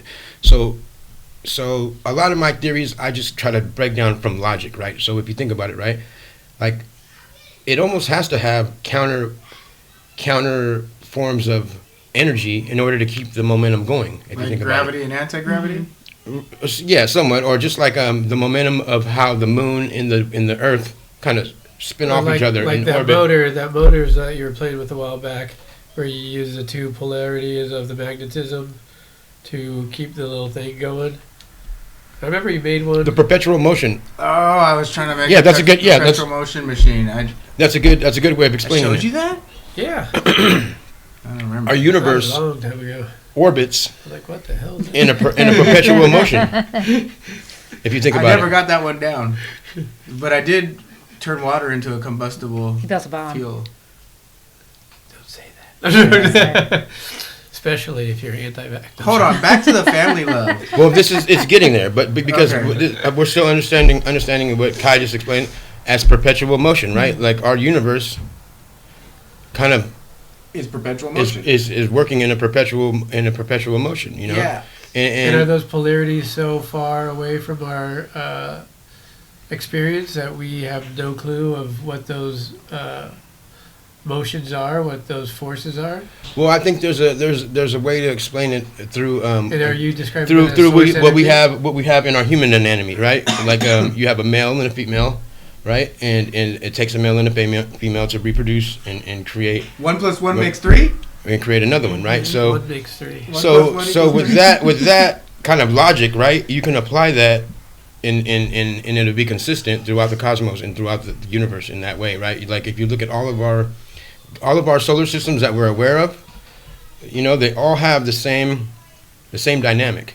You know, they all have the same dynamic. And I'm gonna put Jupiter as being kind of like the mother. And when you say The the mother, same dynamic, Yeah, the mother or the female. do you mean like as in a constellation that moves in very much in I mean in conjunction a with each system that works with together in order to create something out of it. You know what I mean? Because Jupiter is our largest planet that we know of, and we call it a gas planet. We don't even know why. Because like we don't know what's in it, right, in the middle of it. But Jupiter has 16 moons that we know of Yeah. that are Earth-sized. Yeah. So if you think about that, right? What if Jupiter is kind of like the mother of these Earths that keep getting caught in this Goldilocks zone? You know, these moons are going around Jupiter like this. Jupiter's out here just going around the sun in orbit. What if it's letting off a moon, boom, and it gets caught in this Goldilocks zone eventually, and millions of years later it turns into an Earth, and then that Earth spins out of orbit, turns into a Mars, right? So Turns into a Mars, and then eventually turns into a Mercury. What if because right now we know of Jupiter's 16 moons, and they're amazing. You got Europa, you have Titan, you have like all these amazing Earth-sized like rocks Doesn't that formation. seem so hard? Like, if you look at where we are at scientifically, we know so little about the movement of the planets. Yeah, we can time some of them, and it's like, okay, great. But our ability to even measure is very. It's not as it's not as amazing as we believe it is. Right. So not even going off of data, going off Okay. of Going off of- observable things that we can see, meaning the watching of the sky, right? Watching the sky and watching the orbits. Watching the sun So come by up, going the off sun of just go the down, the moon the come things that up, we can see, whatever lights in the sky you can see with your eyes. right? Whatever we can map and whatever we can follow, and so that's how we know that there's orbits in which way they go, and that's how we know which planets are further away and closer to the sun, and we know that we're rotating around the sun, and we know that the sun is rotating around in a spiral family of other stars going around the galaxy of the Milky Way, right? And we pretty much can assume that there's a black hole in the middle, but they don't know that because they can't see it. But there's no other reason why all these stars would be moving around this spot unless there was a black hole in the middle, right? spirals and spirals nested in spirals, braids and braids nested in braids. Exactly. I've experienced that. Exactly. I've been the spiral. See, I'm gonna be very honest with you. I get what you're saying, But wait, I'm not finished. but It's not complete. Okay, See, but it's so also look. like hard for me. So to, you have this mother planet, right? Buying it. So you have this mother no, planet, so, right? no, it's hard for me Just to kidding. visualize. Sorry. Right. So all if this- you all were this type to of if you were to just movement. take we know the placement order of the planets. We know that Jupiter is further up from the sun than we are, and we know about approximately the gap of that too, because like we could tell from its orbits. So I'm saying, what if Saturn is out there, right? And Saturn has been known to be like the Older darker planet. planet, because it is kind of one of the furthest planets from the sun. Of course, it's way out there, but it's also very, very different in a way that it has its rings, right? Those gas rings, right? Which is very kind of strange. It almost has like its own little own little galaxy within it, right? Within it, even though there's just gas rings. That also has many moons that go out throughout it. But what if the gravity from Saturn at a certain position of their orbits knocks one of those moons out of the orbit of Jupiter, out of Jupiter's gravity? It like, you know how two magnets oppose and they go whoop? What if that happens when Saturn gets too close to Jupiter and throws one of its moons out of orbit, and next thing you know, it's flying towards that Goldilocks zone? You know, and then something gets caught in the gravity in that Goldilocks zone. You know, let's say that happened a couple of times. You know what I mean? The moon came flying in and hit and ran into the Earth. Boom! In that Goldilocks zone, and got wrapped around in a tidal lock with ours as it hit, and then kept going. You know, it's like, so that's very likely. Right. So did you hear what I'm trying to propose here, as far as like how. Because if you look at at Jupiter's moons, I mean, they're all Earth-sized objects. They all are Earth-sized objects, and there's a bunch of them just going around Jupiter right now. So what they do know and what they will say, like science would say, the way our solar system started was obviously there was the Big Bang, and then a bunch of different elements and gases and whatever the heck went out, and then finally, over time and millions of years, they condensed and compressed and gravitated towards each other, then created a sun, and then the sun ended up pulling more things towards it, and Jupiter was one of the first planets that formed, which is why it's so big. So the sun was first, and then they're saying Jupiter was the first planet, and then from Jupiter, more things started gravitating, and I forgot what the next order is, but what you're saying actually makes sense with a lot of what science is saying now on how the Big Bang and solar system was created, and I could see it as, yeah, the gravity of Jupiter pulled more molecules and atoms or whatever the heck, space dust, star seeds, information together to clump into more planetary shapes, and that would suck it in to pull it around and like slingshot it around, because that's what they do in space now. Like spaceships, they get enough momentum and then they're like slingshot around a planet and then go Same out. thing motorcycles do. And then go out for it, and it's a pretty common belief that it was Jupiter that was created first, and then all these other planets. When was man created? And then we talk about the 10th planet. No, that's when was man created? No. Now you're talking about, well, how about this? No, biblically. That like 25,000 year procession of a random planet coming around. Exactly. I was just thinking about that, right? So maybe that's not so there's natural. Couple different theories. Maybe that planet's not so natural. Maybe that planet was kind of like kicked into that orbit. Maybe this planet isn't so natural, and this is just the spaceship. Isn't there something out now where they're saying there's a planet that like looks just like Earth? Have you seen that? Oh yeah, they're starting to find a bunch of planets they're starting to find a bunch of planets. There's free tickets around a bunch of stars. There's a bunch of free tickets for that one. Are they I don't know. tickets? Does the Bible say? Wait, they're going to send you for free. Oh yeah, they're whoop tickets then. Is there scripture that says the year that man was created? I don't No. think there is. No. The planets, with the moon, the sun, when the sun was placed. There's all that stuff is described. Science has theories on estimates on when it was created, like 100 million years ago. What I've heard about their what I heard about their estimates is they are totally correct. Yes, they will tell you that. They are totally correct if it cannot be measured. What? They're always correct when it cannot be measured. Why? Because it's just a math carbon problem? dating. Well, because it's just a fucking thought. Carbon dating only works when you don't know the age of it. Okay. Well, no, carbon dating. It's wrong if you'd actually know the age. Well, I actually looked into it, in the way that they come up with the conclusion for carbon dating is actually through the release of gases. If you haven't noticed that are given off when they burn it. Too many people with too much to lose if it's wrong. I'll tell you like this: they wouldn't be able to tell you how old you are, or you are, or you are, or I am. They can't even tell you how old the baby is in the womb. No, yeah, they just guess at everything. They can tell you how old the sun is. Well, yeah.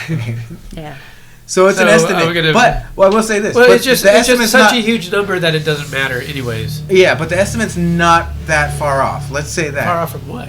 So guessing age, as simple as guessing age in people. A lot of the times, if you get good at it, you know what to look for. How about You're let's not that speak far off. more general than that? Same thing with guessing inside a womb, guessing the age of the baby and when the baby is conceived and when the baby's due. They're not that far off. Now they don't get it, you know, every time, but they're in a ballpark, There's right? 9 months for So, each. so Yeah, yeah, yeah. yeah. But here's Again, the this thing. is very measurable. Here's the thing. And you were exactly conceived this day, and you're supposed to be due this day.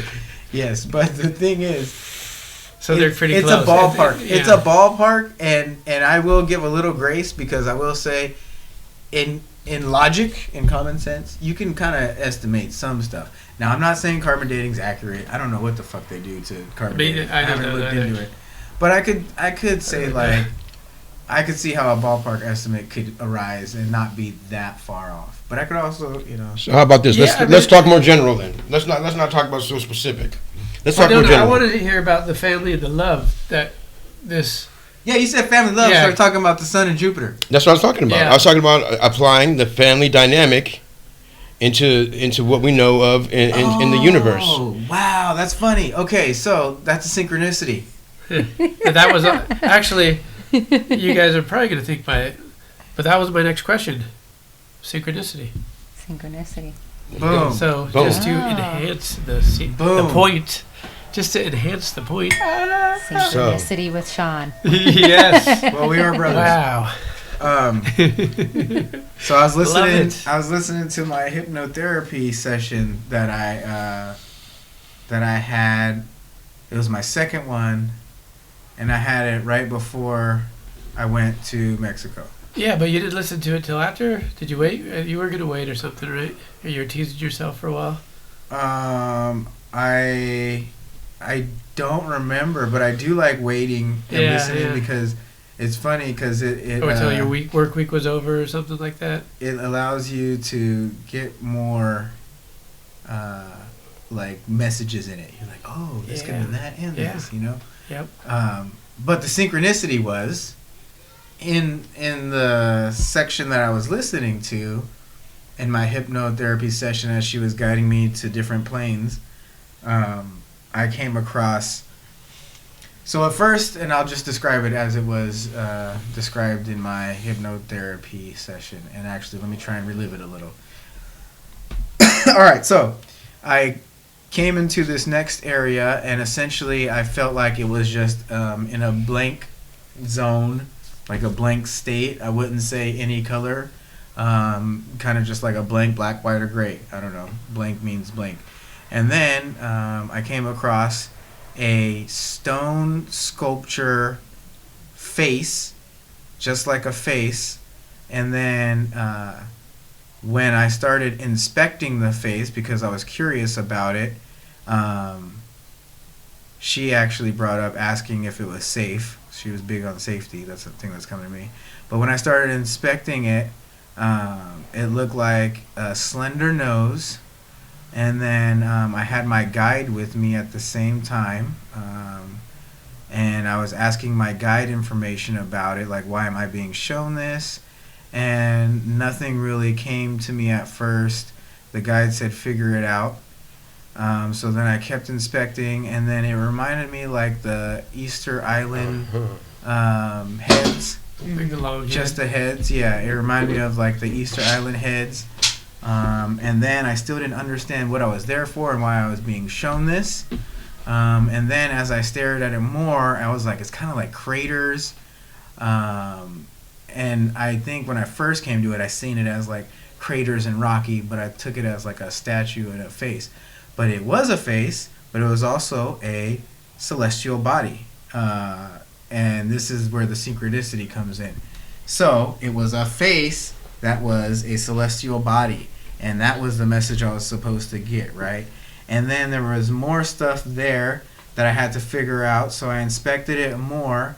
And for some reason, I felt compelled to go inside of this thing. So I ended up going around to the back of it, opening it up with my hands somehow and going inside of this celestial body that was a face or a head. And inside the celestial body, I was playing and hanging out and looking through the eyes of the celestial body, just staring at the galaxy, just being a planet, essentially, and playing inside the planet like a kid. It felt childlike. And then the confirmation and the message that I got, that the whole purpose of this visit and this experience was, when I am childlike at heart, I create worlds, and I can create worlds. So that was the message that was given to me in that hypnotherapy session. Interesting. That was my next question. Yeah, interesting because like, well, go ahead. I'll throw in my synchronicity. Do it in a minute. Create worlds. So yeah, through and your childlike at heart. If I'm childlike at heart, I can create worlds. And the fact that you were, because at first I was thrown off by how you were trying to explain family love with planets, and I think you were a little thrown off by how he was trying to explain it, but you guys will get me to understand. Family love as planets. But from what I gathered, the synchronicity was when I seen a planet as a face, and planets are a celestial body, actually meaning a body. So in the sense that you're talking about, I could see planets as being living entities, bodies that are families, and there's a bond between certain solar systems in that sense. I could definitely see and feel what you're talking about because of that hypnotherapy session, and that was the synchronicity. And you know, while you were saying that, what came to me was this one time that you were talking about how a projected image of, right, we're like how we're an image of... Uh-oh. I heard little fingers at the door. Really? We got set up? Yeah. Sorry. We're made in a certain image, right? And how would you actually make that image? Well, what I've noticed as looking in pictures of the galaxies and pictures of pictures of rifts, pretty much rifts, like our rift. If you look at it from a certain angle, it looks you can see the side profile of a human, straight up. If you look at it from, I can show you too. If you look at the rift from a certain angle, you can see it's a side profile of a human. Just like when you look at what they call Horsehead Nebula, right? It's. Hey, can you ask what are the kids we got locked in? The Horsehead Nebula, right? I believe that in that celestial somebody locked in. Body right there. Yeah. There's going to be a lot of planets with horses that rule the whole planet, like they rule the whole everything. Horsehead Nebula, is right? What it looks like. Wait, you're saying? I'm saying it's the gaseous. Milky Way galaxy looks like a face. No. That's what you just said. No. Our Great Rift looks like a face. That's different. The Great Rift is the Milky Way galaxy we see in the sky with our eyes. No, it's just that's larger. That is larger way larger than just our little rift. Our little rift that we see is just like a little extension of that arm from the big one that's actually there. Wait, so what do you mean by the Great Rift? Because the Great Rift is what we see in the sky every night, right? But that's just a small little part of the Milky Way's huge, like, you know what I mean? It's huge arms extending out. Like, why do you think it's just a small part of it? Well, because it is. We're just this one little star. In a whole, look, the next star from us in this whole Milky Way is hella far away. So because we're in it, we can't see the full thing of it, kind of like how we're on the Earth and we can't see all of the Earth at the same time. Right, exactly. Okay. Exactly. So other cultures would call this rift. I believe the Egyptians called it some goddess, and she was always like a U shape over the Newt. Okay, is that what you were saying too, or no? You said a horse head or something. No, what I was saying is when we have these telescopes that are out in space taking pictures of light, pretty much they take pictures of light, and they take these light images and they give them all kind of different filters and stuff like that, and they're able to put together these pictures that they of course enhance and detail more. But overall, what these light pictures are showing you, right, are you get to see like the Ego Head Nebula, right?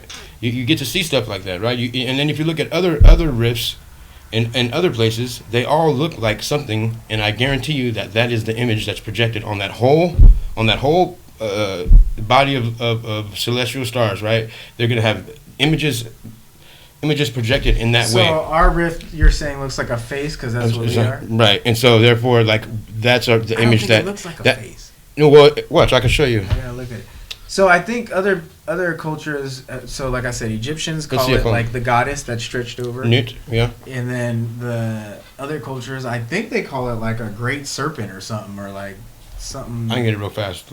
Is that my phone or your phone? I know I've heard That's your the phone. serpent. That's all right. Oh, well, let's see. I guess I can do it with your phone. Oh, look, it's 11:12. We just Oh, missed wow. 11:11. Close enough. You got more questions? Let's celebrate. YouTube. You got questions? Yeah, we got answers. I got Shoot. questions. Now after this, I'm gonna have to watch this again and see just how many questions I have of planetary solar systems. But so this is the part that kind of gets me about Where's this your is it's hard for me to really measure the value of understanding so much about the solar system, because for me again What does it do for you? Yeah, I got you. I understand the joy of it. I understand I actually enjoy it. I enjoy the explanations and the ideas, and I think other people have a really strong spiritual connection to other planets and Yeah. stuff like that. I'm just not too sure where I stand. to I be would honest say with the you. only practical use I would see from it is essentially the main priority is farming. When you start manipulating plants and farming, it's definitely a must to know the cycles of the sun, right? It's a must to know the seasons, which is all Yeah. that. Which are all very earthly, celestial body earthly stuff. knowledge. Yeah. Yeah, we could just be here and obtain that So from with our physical everything. from the basics, that's number one. But then Sorry, guys. some of the other. But do you need to know where Pluto is to do your farming? Oops. Do you need to know where Pluto is? Shoot. Yeah, I would say no, but to it that, doesn't how do seem you go like but it. to Wanna go that, I don't know. It was right on I don't know what YouTube. you're doing. I Right don't to know what you're YouTube. doing. So to that,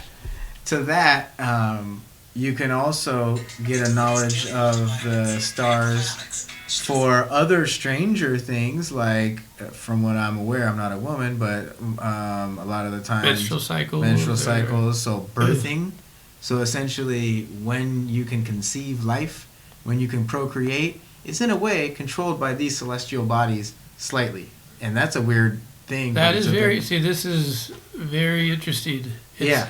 And So these are some. Like I don't said, these understand. are- Again, I get it, Oh shoot. but I don't understand. I don't know if I could harness Come on, that. pause it. Yeah, I don't know how. I don't understand how to. I guess. yeah, but then you could get into more. I guess you could say archetypal stuff like astrology, and there. I do think there's. That's the just side some profile of a human face. See the nose? If you go for the nose being right here, the eyes, the forehead, the nose, press play, and it's going to turn more. It's going to turn more so you can see it.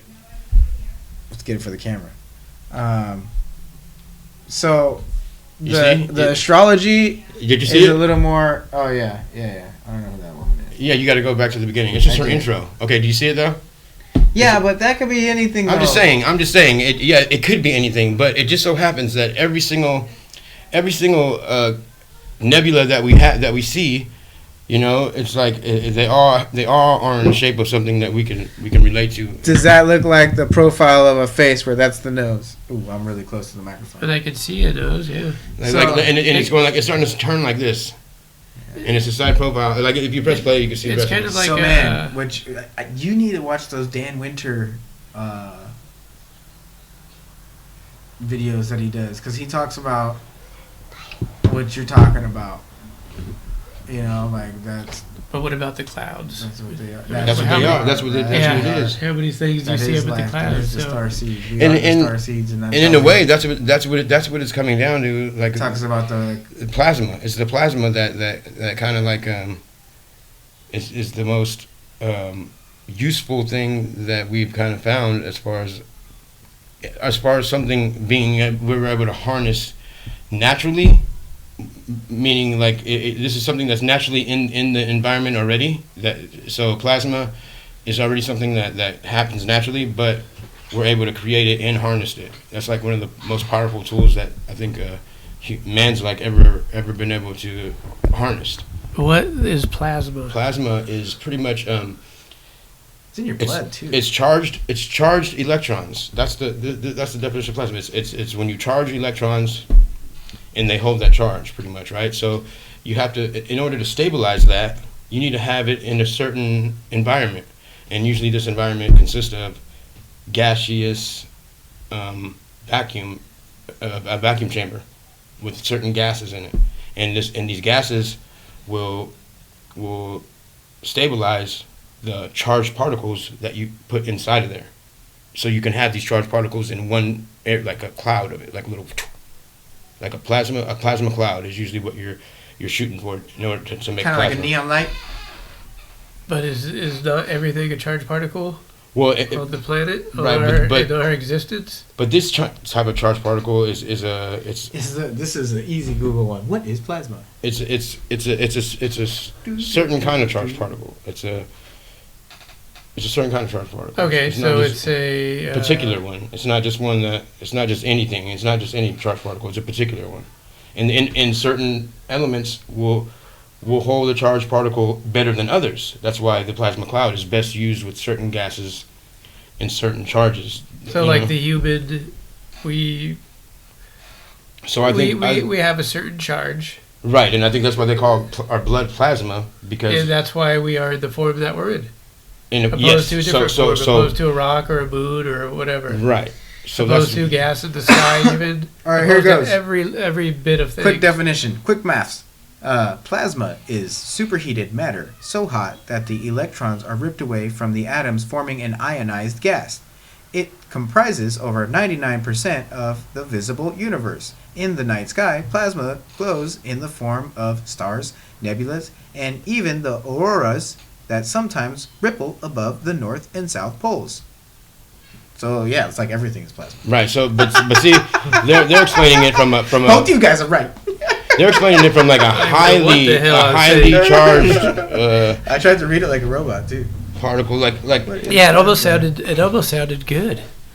Hey, you were so close, because now I only think But robot. I guess it's different I only with think the AI is smart. But plasma technically is just the process of a charging a particle and it holding that charge. That's why our blood is considered to be plasma. Because it can hold that charge throughout our body, like when Maybe it's, AI just needs a little plasma. and it picks up charge too while it moves through we figured it through out. our bloodstream. When it moves through our veins, that friction of it moving, our blood moving, it creates a charge. Yeah, of course. Yes. Yes. Exactly. That's why But we every are every electron- aspect of us is a charge. Every aspect of the universe is a charge. right, and that's why And movement. it's positive, negative, or neutral. That's why movement, in a way, could kind of like change your whole momentum. What if we put plasma in AI and then they become real sentient beings? Wouldn't that be amazing? What if we put plasma in AI, and then What if we gave AI? what if we put AI in space and we didn't have to go? That would be smart, but we're not going to do that. No, AI is actually buying everyone free tickets to Mars. Really? Yeah. I'm going to be the first one to go. Dude, you are absolutely welcome. Yeah. All right. The first Yeah. group goes flies free. Get friends fly free. Friends fly free? I'm yeah, almost it's- stupid enough to sign up for that. I'm on Mars? Hey, We'll go to Mars? Hey, can NASA come with us? Good news. You don't like fresh air, do you? Has NASA been there? If you don't like fresh air, Is NASA going there? we got the vacation for you. the only problem is a one-way flight. So then, can you go to Mars without NASA? And how real is that Listen. experience? Listen, I'm gonna tell you like this. There's Astral no projecting. way you can't. Hold on. I'm gonna tell you like this. Astral projecting. That's a fun one because you can do that, but it's just. Here's how I know they're not in space for sure. Okay. Oh, this guy. Here, no. it Here. goes. Because on a Because they ship, say it over and over again. on a ship, okay, on a ship, what do you, reassure you so many times? Yeah. they have this thing called watertight integrity. Okay? No, the baby's up? Oh, really? Oh, it's late. Watertight integrity. He's That's getting where you wild. go into a room, you open the hatch, you go into the room, and you close the hatch behind you You know what? in every single room. You guys still want this on? I don't know if he's gonna go to sleep. I'm just gonna rock it, man. You guys are fine. Because we could always. The watertight integrity allows you to save part of the ship just in case it gets hit with a missile. or Okay, something, you right? know what? I want it off. It's on you? The video, yeah, it's all on me. The video will suffer, but it's all good. I don't really care that much. I'd rather be. Now I feel like there's an ominous dark shadow hanging over Yeah. me. So, Whatever. See, yeah, right. Just a hovering. you would assume entity. if they do that, Saying it because I'm behind you? what? No. Just kidding. You would assume that if they do that in water, right? They would do that where there's no air, like in space too, right? Wouldn't that make sense? I mean, So- double doors? So can I change the subject? Airlock? I would love it. Yeah. So no, like just because I think this is interesting because what you're talking about is the grand, right? You're talking about the grand, the extreme, the giant, the giant cogs, or what? Not the cogs, but a giant freaking parts of the motor, or giant parts of the system, right? And you're saying there's huge reflections of humanity and love, and it's coming down here. So this is going to be a strange pivot, but bear with me on it. Mhm. Okay, so maybe I'm getting a lot of that wrong. But where I think this could make some sense is the question of synchronicity. And I want to kind of bring this back to synchronicity that you experienced before maybe DMT and after DMT, as in life synchronicity before, taking this, medicine. I actually got something real quick and easy for that one. So it is the same thing I said earlier. So before, I was aware of synchronicities, and I do think that's largely to do with mushrooms and psilocybin. So that had helped unlock that part of my awareness, where I was aware of synchronicities and how to follow the right path and how to manifest, so to speak. So then what the mushrooms did was allow that synchronicity to be a visible, aware thing in my world. What the DMT did was get rid of the doubt, because I was still hesitant, like, can I really be this aware? Can I really be seeing all these synchronicities? Am I really feeling this correctly? Because you doubt yourself, right? So what the DMT allowed me to do is to really embrace it and embody my awareness. Do you to ever it. get frustrated when you don't have enough synchronicity? Like, why do I not have much synchronicity? You know what? I don't so much, and I try not to. And the more you give gratitude that you do have it, the more you will get more of it. So it's that Dr. Joe Dispenza stuff. If you have the emotion and the thoughts and feelings in a very specific way that it already exists and you're already living it, and you give thanks and gratitude for that and love for that, then it happens. Yep. So I was just watching embrace that, it, my brother. Embrace it. All you got to do, even the little bit that's there, or even if you feel like it's not there, start feeling what it feels like for it to be there. And start being specific on what it would be like for it to be there. Well, what do you And think it is?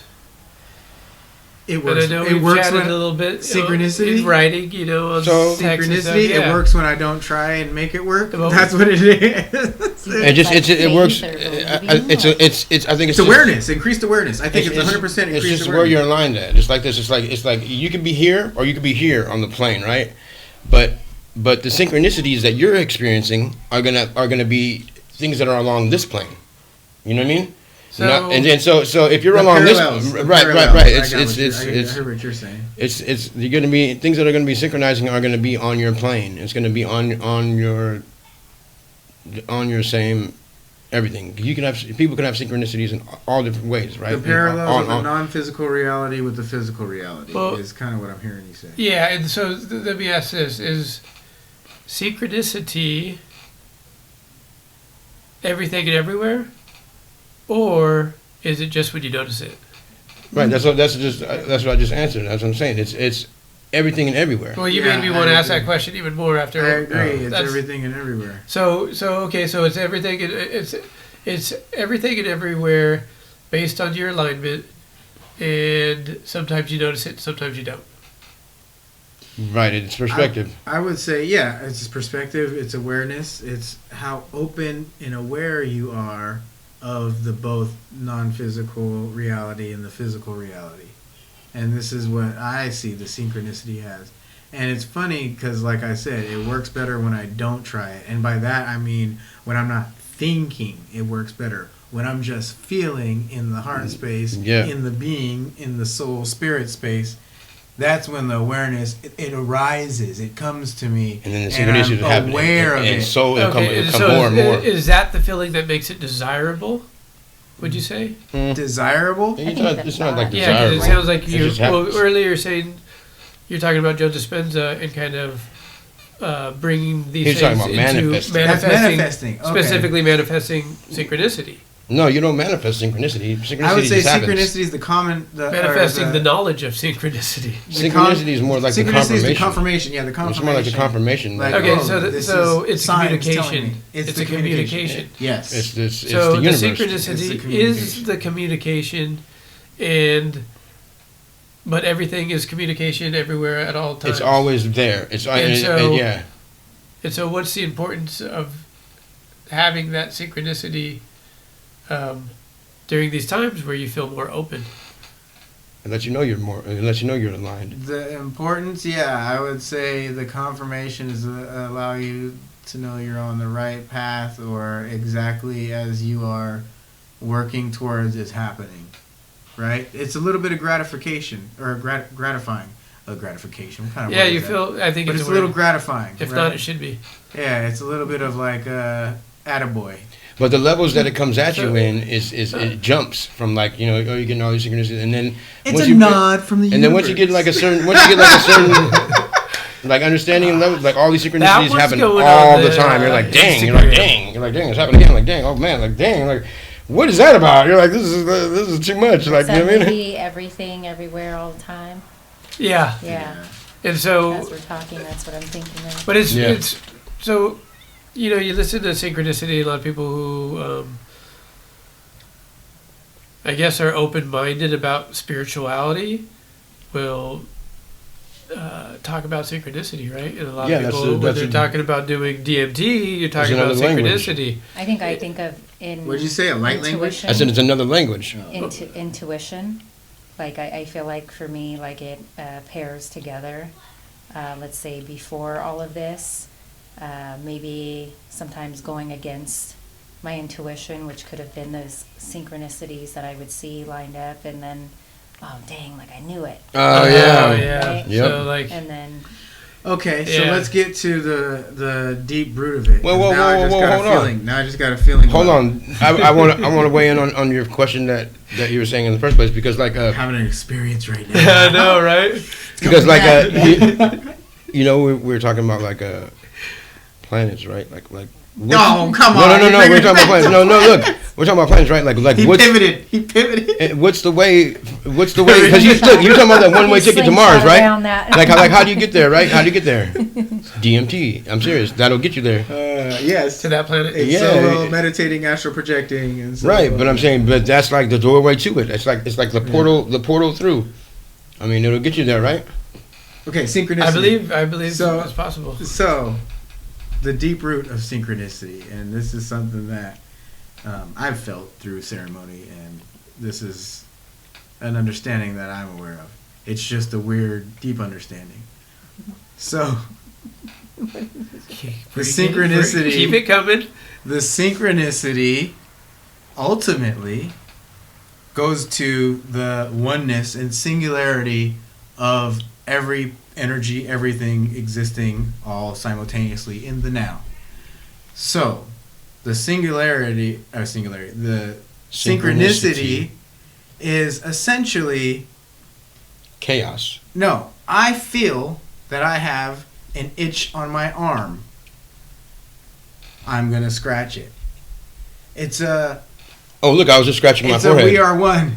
It's a we are one type of thing. Yeah. Where Now That's the everyone's- synchronicity. look, I am all of you having this experience, right? At That the brings me same to my time. next question. Connected, yeah, there you go. Good, I'm going. I got something written. Connect- Yeah. So that's what connecting- the synchronicity. I'm joking, but I'm not joking. Connecting with all of you and being one, and I've had ceremonies and experiences where I've connected to people in a way where we are one, and I've connected to Great Spirit where we are one. So understanding these concepts and my awareness being increased to think of synchronicities as when this sign matches with this other thing that is a confirmation, it's no different from me feeling an expression of myself in my own body. Like, I feel an itch on my arm and I scratch it. Okay, I get a sign that I need to invest in a certain stock or something. I don't know what the hell. That's a bad example, but and I go for that. Like there's that's a bad example for synchronicity. Synchronicity is more so. Now I'm trying to think of a synchronicity in my life. I'm already gonna buy this stock, but I get the sign of, oh, this is a good stock from this person, or oh, all of a sudden I'm seeing the letters for the stock ticker pop up in a children's book or something weird, right? Like there's synchronicities like that. No, that's an algorithm in Google. So No, I'm just well, kidding. that's an algorithm in this simulation. As funny as that sounds, that's the algorithm in this simulation. Oh, the synchronicity Your is- awareness. That's the algorithm in this oneness, this singularity that we're all experiencing, all at the same simultaneous time. So, it is, in the deep sense, the synchronicity is the oneness expressing itself in In the one. yeah, in the capacity of an example of, oh, I need to, it's the same me, right? I need to scratch this part of my hand all of a sudden. There's a desire to do this, right? So that's the experience No, that's interesting. So it's integrating into my psyche. well.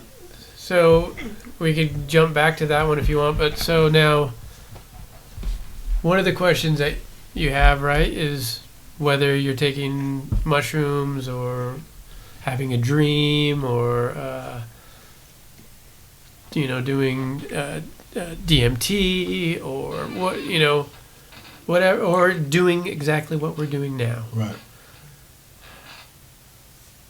When you take DMT, do you, or not even that? Okay, are you going? Where are you going? Are you going within? Are you going without? Are you?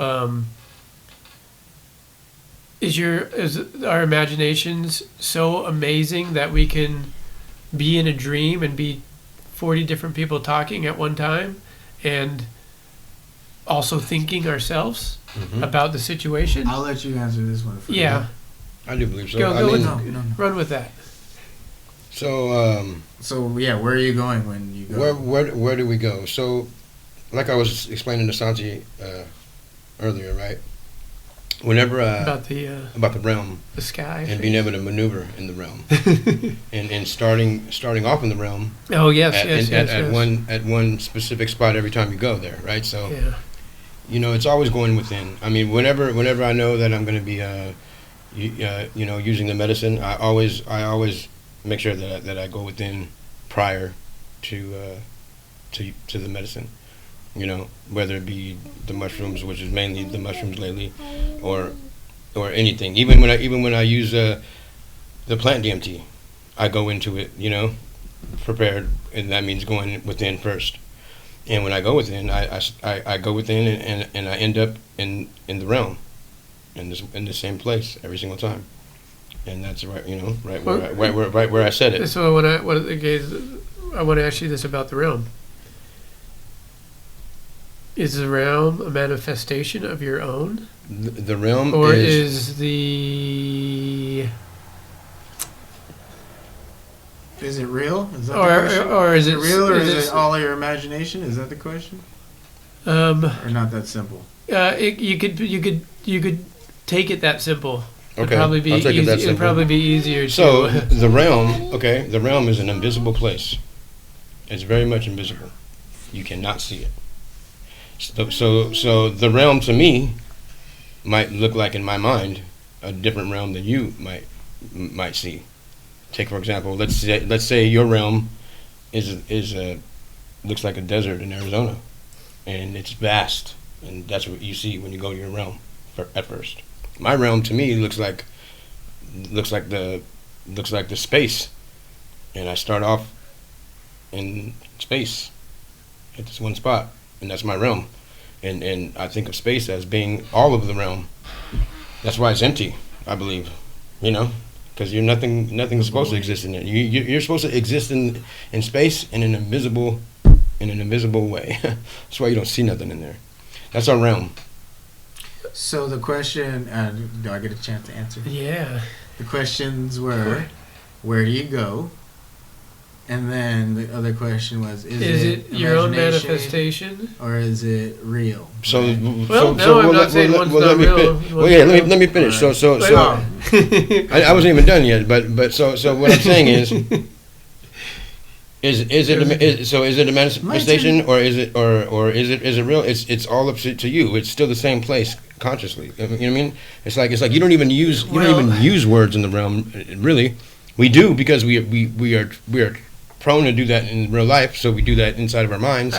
But really, we can convey feelings. I need to refine the question then. We can convey feelings in the realm in our telepathic form. And that's, all in the same place, this invisible place.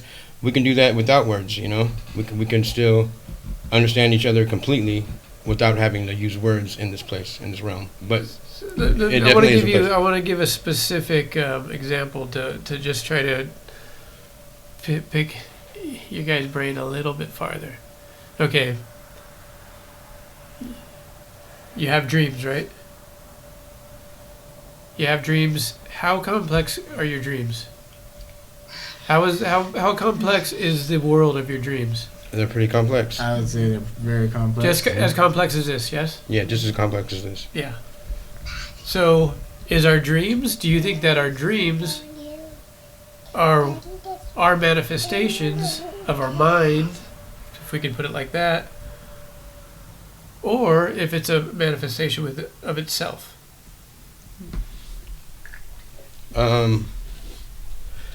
Okay, so I believe, right, like when you learn to start to control your dreams, right, you take your dreams to a certain extent, right? You understand them, and you can control them, and you go into your sleep knowing and directing where you want your dream to go from there, right? So I believe that naturally when we go to sleep, we're going to have dreams regardless whether we try to or not, right? So when we have these dreams, I do believe that they still exist in this realm. This realm is huge. The realm can handle everyone's conscious thoughts, imaginations, beliefs, everything all at once, all inside of it. So it all happens in that same place. That's where I put it. Whether you try to dream or you don't, so it's still going to happen in the realm. But so is the realm inside or outside? So it's everywhere. And that's why you're able to access it whenever you want, and you can ever access any part of it. So let's say you have a dream, right? You have a dream, and you didn't want nobody to know. Well, if I'm able to access the realm and maneuver, precisely, I can find where you had this dream, and I can see it for myself.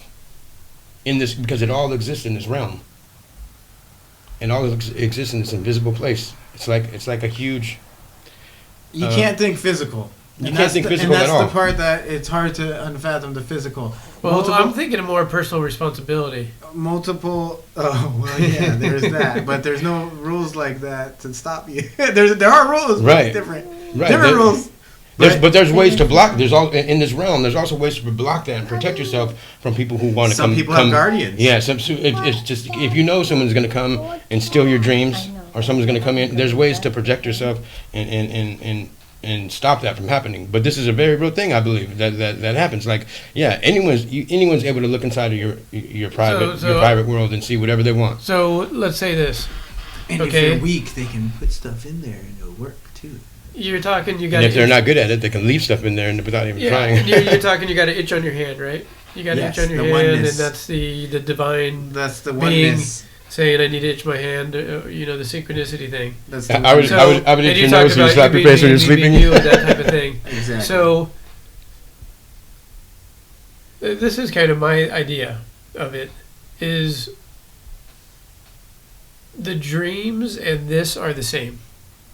I don't really think it's different, personally. That's my personal belief. And that's what I heard Sean saying too. And it's all the realm, is what. Well, I think. Well, no, this is different. This physical, man, not simulation, whatever it may be. This is different than anything that we have. To this degree, I agree that it's different. But whatever one is, it's the same. At the same time, there's some minute different. It's parallel. There's some minute different rules. There's some minute different rules from dream to here, or you can think they're huge different rules. Huge, but I don't think they're that big of difference. I don't think there's a huge difference. I think there's huge difference in the sensory aspects even. I don't even think it's that different even to the sensory. I think the realm is more closely related to the dreams, because in the dreams you could do anything. You can do anything and be anywhere, and you can do the same thing in the realm. But you can't do that here. We can't jump on top of a telephone pole like we can in a dream, or fly that's across what I'm talking the world. About. There's these little differences, but we're still moving adjacently or vertically or whatever. We're still mostly using words to communicate with other. Usually humans, right? But in our dreams, we can jump from here to we can fly, and we can fly, and we can do all that in the realm. And you can do that stuff. Exactly. Yes, and so the vehicle of travel is much different. No questions asked about that, right? I could confirm with my my own dream experience. But so this is kind of going back to that same thing is. If I'm in the dream world and I'm the creator of all this stuff, my imagination is the creator of all this stuff, and it has to be the same in this world. Why? Because they're adjacent. So then we most of what we do in the both worlds are the same.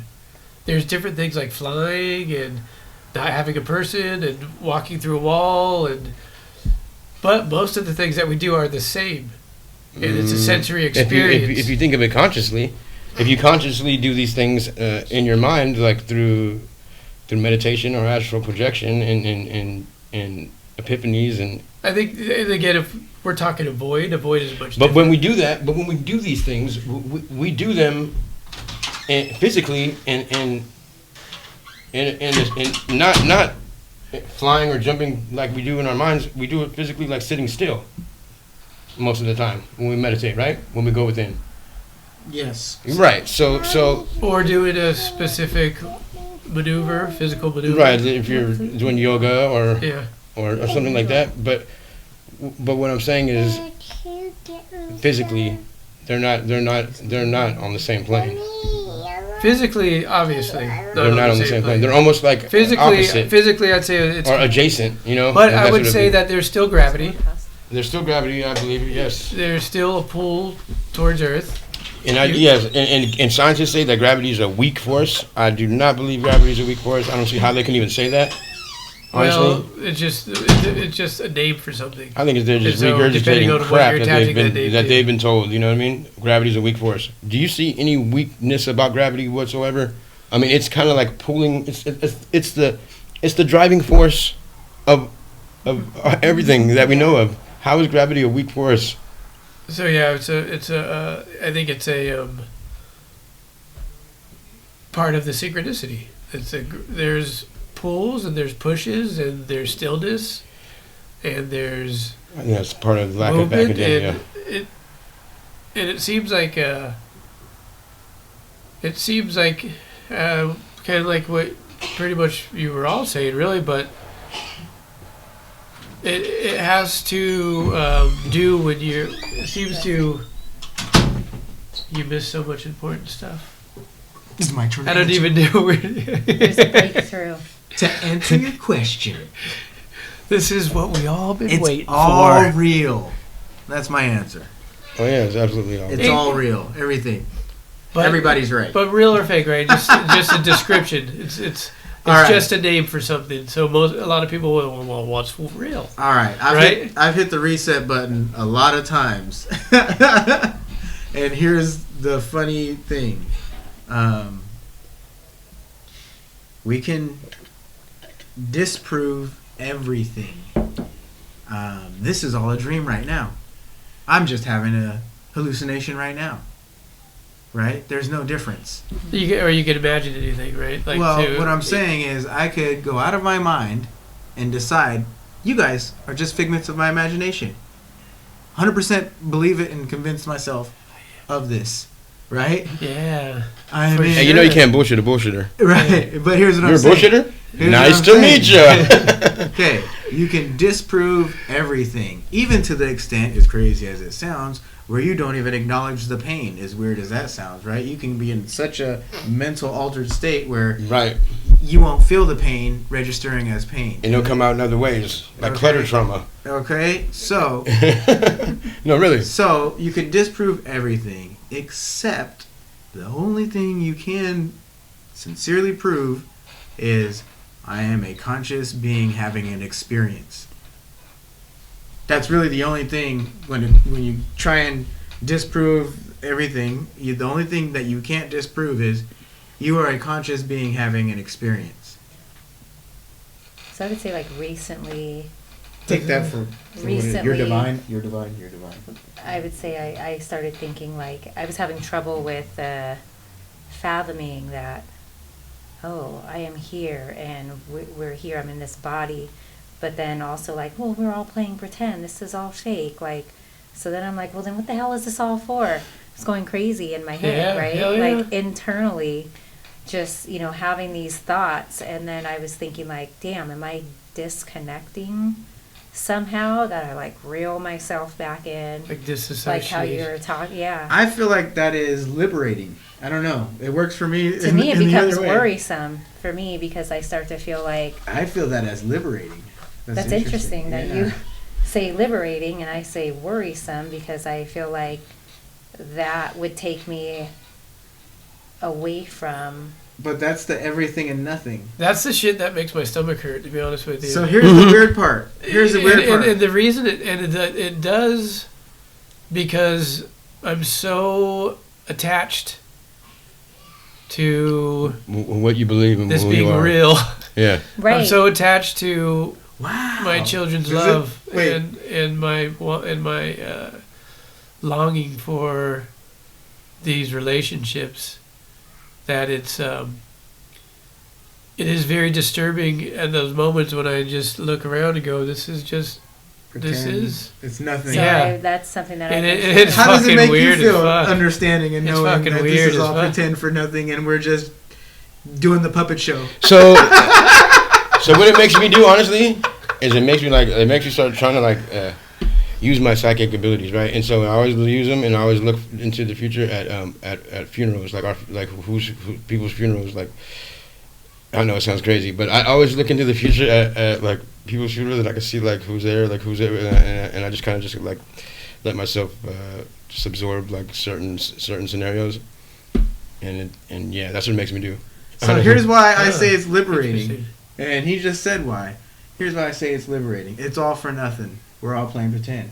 It's liberating because you can do whatever you want, and it doesn't fucking matter. right. Like he's saying, I Well, get, the you could I get what you you're could saying, but I think I visit relate to what you're funerals saying. and understand is, this awareness beyond anybody's ever comprehension. I can, and this is the mental prison that you break out of. I can be the king of my own fucking world in the stupidest sense, right? Well, you are the king of your own world. But what I'm saying is, it's liberating for me to have this awareness of complete, like, mind blown, nothing matters, but everything matters. But I am myself experience this life, and everything that good happens to me is because of this, and everything that bad happens to me is because of this. And it's a cosmic joke and ultimate cosmic dance with life all at the same time for nothing. Always. But the part is, like, that should be liberating, because I can now, without the stress or worry of consequences, as funny as that sounds, you can do whatever you want. I don't think it's so much like consequences. I think how Kai was saying, just like the relationship that you have with your children, and I think that particular attachment, like, Okay. it's the feel, like, the mind. I get what you're saying, that liberation, but I'm feeling kind of like The lost, connected attachment disconnected, to your... yeah. And so then that gets my brain going, and then that sometimes, traps me in that state of feeling like, oh, we're mortal. But then, wait, we're infinite.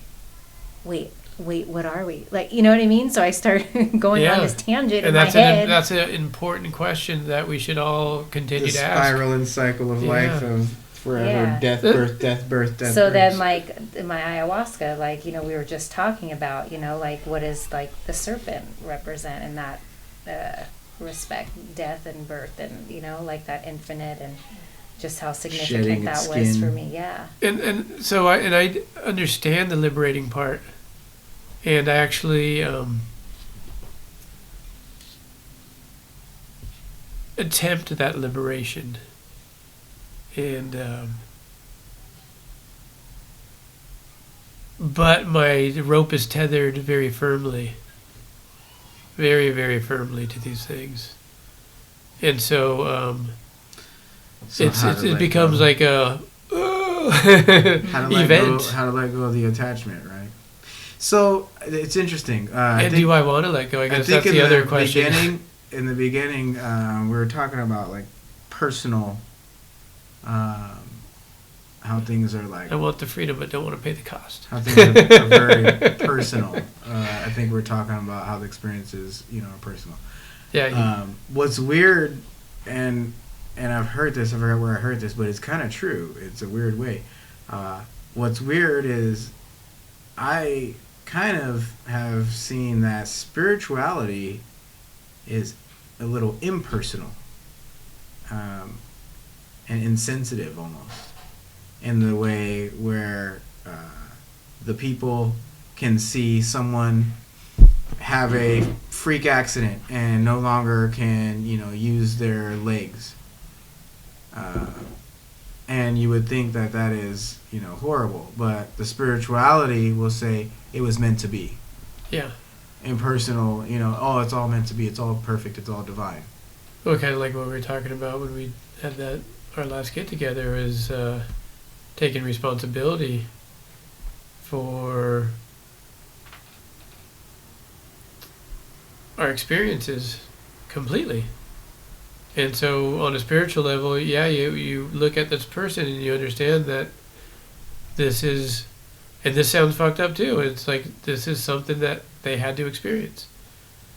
And that sounds and insensitive. to me it looks so ugly and painful, and I don't want to see it happen to definitely not my own, Exactly. and not anybody else at this point either. But the part about spirituality that it seems insensitive, but the part that I guess is the good part about it is what it does is it takes that and transcends it into the positive, right? It'll take the negative and, okay, that person lost the use of their legs, but now because of that, they devoted the rest of their life to preventing any other people from that ever happening, or so, for Or we don't example. even know, right? We don't even. But a lot of the times it can be the big shift that person needed.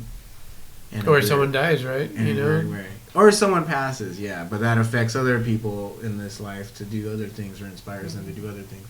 It's one of those, chain effects. Everything's related to everything. And like Taoism or Buddhist philosophy is they call it good luck, bad luck.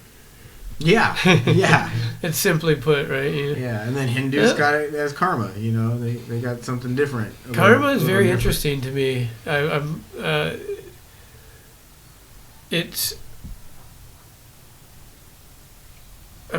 understanding it in a less cause, not just the cause and effect like way, but okay. So no, that's what I was gonna say about with the scary part, but the liberating part of knowing that I guess this is all pretend and for nothing. With that being said, I was saying there's no consequences, but better put, there's no cause and effect. It's the other way around. Like I am the master of it all. I hate to say it like that, but it is one of those. It is one of those. Like the cause and effect. Yeah, It's a different feeling. Yeah, And and I think that's. It's I think that makes sense, but cognitive. and that creates a new cause and effect. You're right. You know, you're choosing to be the creator as a different aspect of maybe karma, maybe not. Maybe it's liberating karma. Maybe it's freeing karma. Yes. Probably when you have less attachments, you can more freely love. You can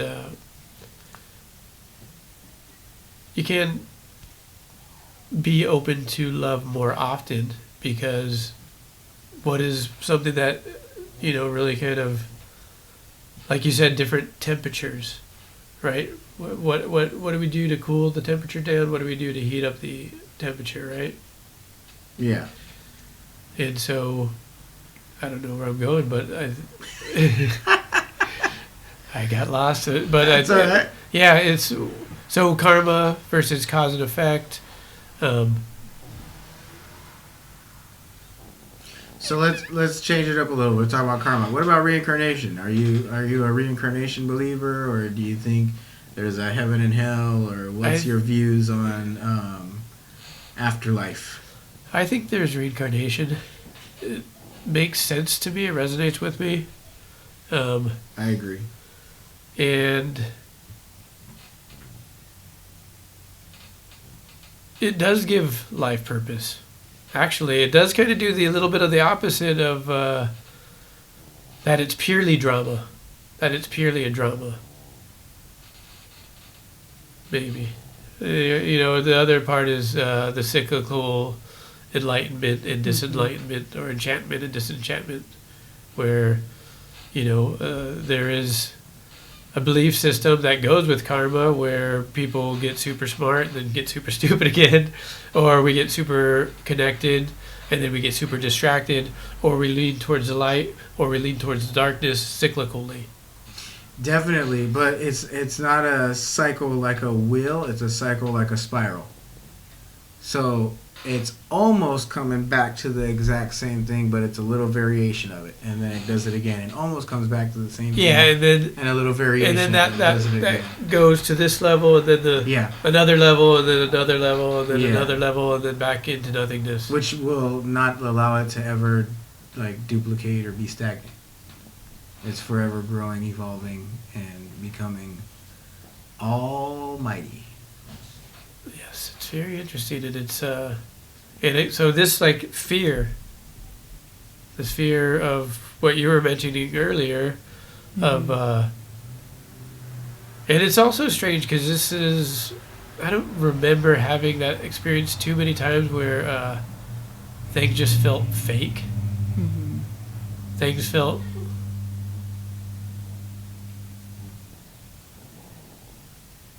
manufactured in a weird way. Mm-hmm.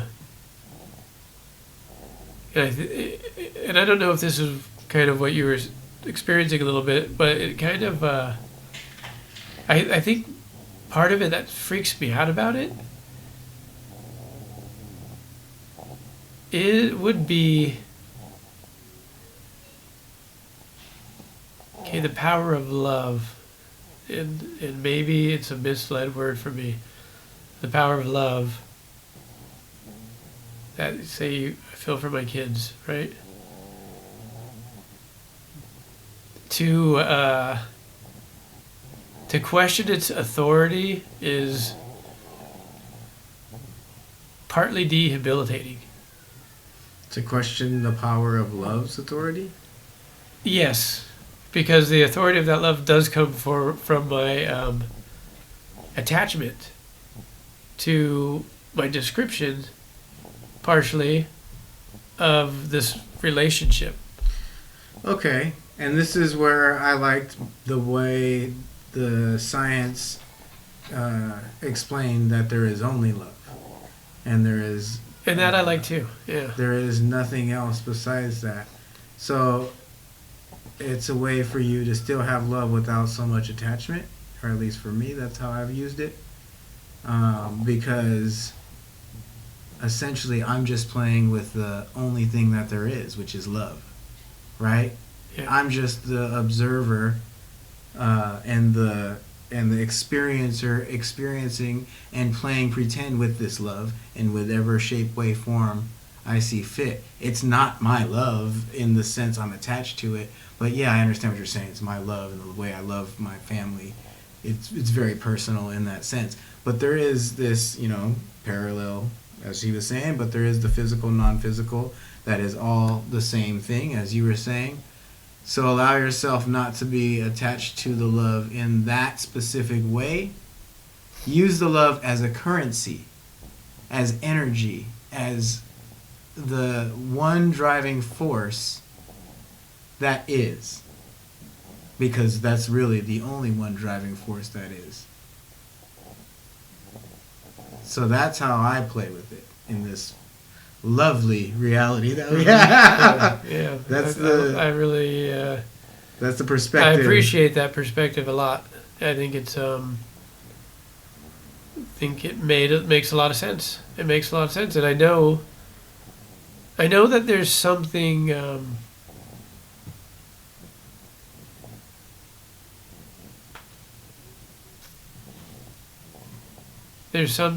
off about it, about my holding so tightly onto it, grasping, and I do this not with other things. I do it like I could go into meditation and freak myself the fuck out, like I went too fucking far. I went too far. I abandoned my station. I abandoned my post. There's a story. Yeah, there's a story in this book called Illusions. Got a job to do. There's a story in this book called Illusions. I forgot who the author is. Why does it sound familiar? It's a short read. It's a good book. I forgot who the author is. Well. But it's a little quick story in there, and it's a good one. So it's relevant. So the story, I hope I don't butcher it. The story is, there's these people that live in, I shouldn't say people that live in the water. Let's just say you're a being, animal, that lives in this water river, spirit. This river, and you were born into everybody holding on to rocks in the river, and you live holding on to the rocks in the river. And you're attached to this rock in the river. But the river's flowing. There's a current. So it's hard to hold on to the rock. It actually is a struggle. It takes work. It's kind of a burden to hold on to these attachments. But it's a burden to hold on to this rock. But everybody's holding on to this rock. And everybody's saying, don't let go. Because the river will take you. Oh, I'm not going to let go. I'm holding on. Why would I want to let go? Finally, one person decides, why are we fighting this current? Oh, because it's going to take you. Well, has anyone let go? Do they know what happens if it takes you? Yeah, it takes you all the way down there, and we don't know what's down there. All right, so hold on a little longer. Finally, they decide, all right, you know what? You guys are all struggling. I'm struggling. I'm getting tired. I'm going to let go. They let go. They flow down the river. Nothing bad happens to them. Or I think the story goes, let me rephrase that. The story goes, they get twisted and turned, and it seems turbulent, and they're scared. and they go through a little bit of rapids, and then finally it mellows out and nothing bad happens to them. They don't get hurt. And then they land in this mellow area, and it's real calm. And it's more like a paradise now after they let go and landed into the place that the current, the flow, was taking them. They landed into what was way better than holding on and fighting the current. So that person wished they could tell the rest of the people. If you could only just let go of your attachment and flow with it, you'll get to your paradise. You have to have faith, and you have to trust that you'll be fine after you get hit with turbulence. But you land in your paradise. So that's a story to help with attachment. To help with trying to understand a perspective of, what I'm holding on to is not serving me well. What I'm attached to is actually a burden that I have to carry. And it's a struggle. And sometimes the attachment we were talking about was attachment to love. That's weird. That's kind of like a gray area, a fine line, right? There's a personal preference of where you want that boundary to be, because there is a boundary for unconditional love and, you know, what your comfort zone and not being harmed is. But at the same time, as we do know, attachments usually end up being burdens, baggage that we carry that don't serve us well. Well, I think that kind of brings us back to the beginning of the discussion when we were talking about the family, just being part of all this, right, and all the stuff that's taking place. And, you know, of course, there's a lot of moving parts, right, just living in the world and having a family and being part of a family and being part of a community and, you know, being part of Earth and so on. But, you know, we were talking, you brought up, you know, kind of getting unattached, in other words, to being the authority figure as a parent, right? Kind of being the authority figure and letting go and doing something that you felt would be better for everyone involved, right? Yeah. And so there's little attachments, right? And then some of us have some that are very fucking heavy. You know what I mean? Like the fucking karma is fucking millions of years in its place. It's many, many different lifetimes that we got everything we asked for. Something that we got everything we asked for. Something that you can't quite shake off so easily, or shake off at all. Yeah, and a certain part of you doesn't want to, because it's not the right time yet. Yeah. I feel, You know, and you shake off what you can, when you can, and you keep reinforcing the power of love, you know, that thing, right? We work from there, and you do whatever steps you can, whether they're baby steps or whether they seem like freaking revolutionary, right? And they could be both, like, just, you know, I'm just a baby stepper. I always want to take big steps, and then I'm like told to slow it down, as funny as that is, you know? I always feel like, go, go, go. Yeah. And then that's what I was telling you about, how you're teaching me patience, even though you're not per se teaching me patience, but just something, a perspective that I've got from connecting with you is it's okay to go at a pace that isn't go, go, go. Because for some reason I'm always like wanting to. You have a hustler energy. You got this extra boost of energy, and so it creates a lot of momentum, right? Yeah. Where you're so used to applying it, and then it seems like you're getting a calling to maybe put it on pause once in a while so you can do your work. Being present, yeah, Yeah. exactly. Being present has a lot to do with not trying to go. It Yeah, has it's hard when everything- you're always thinking you got to race to the next place, right? It has everything to do Yeah. with being present in the now and just being. Yeah, it's a So- big thing because there's something in us that's telling us to do these things, Yeah. whether it's made by yourself or whether it's made there's outside force or both, a mixture. There's this you feel bad, right, if you sleep in. Yeah, and then maybe hopefully you don't anymore but we're kind of made to feel like we have to be doing things at all times. Specifically lately, Yeah. I've been sleeping in a lot more. It's funny. I was listening That's to another listening to one talk, and this is how hypocritical the truth is. I was listening to one talk, and this lady was like, she was talking about going into. She acted as like a medium, but going into that place, right, where I feel like we are, and saying, okay, don't do the dishes. The dishes don't need to be done right this second. Sit down, center yourself. Maybe you do it right away. Maybe it takes a little longer, right? Just give yourself some time. Anything else could wait, right? There's nothing usually that detrimental that couldn't wait for you to have a moment with yourself. Okay, this is important, and I think most people are at that stage.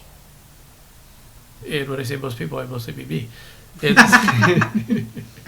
and then right after that, I was listening to Ram Dass's talk, and he was questioning what is spiritual. Is referred to doing the dishes. Again, synchronicity, right? Is doing the dishes spiritual or not? Yeah. And both can be practices, right? Because what does it mean to be in the moment? It just means to be in the moment. It's it's just like art. What is art? Yeah. Right? It's doing it. Whatever it is. What is spiritual? Yeah. What is art?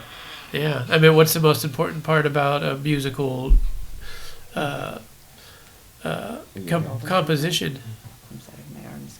It's the composition is the space in between the notes. Oh, I was just gonna say that it's the silence in Oh, between. so- yeah.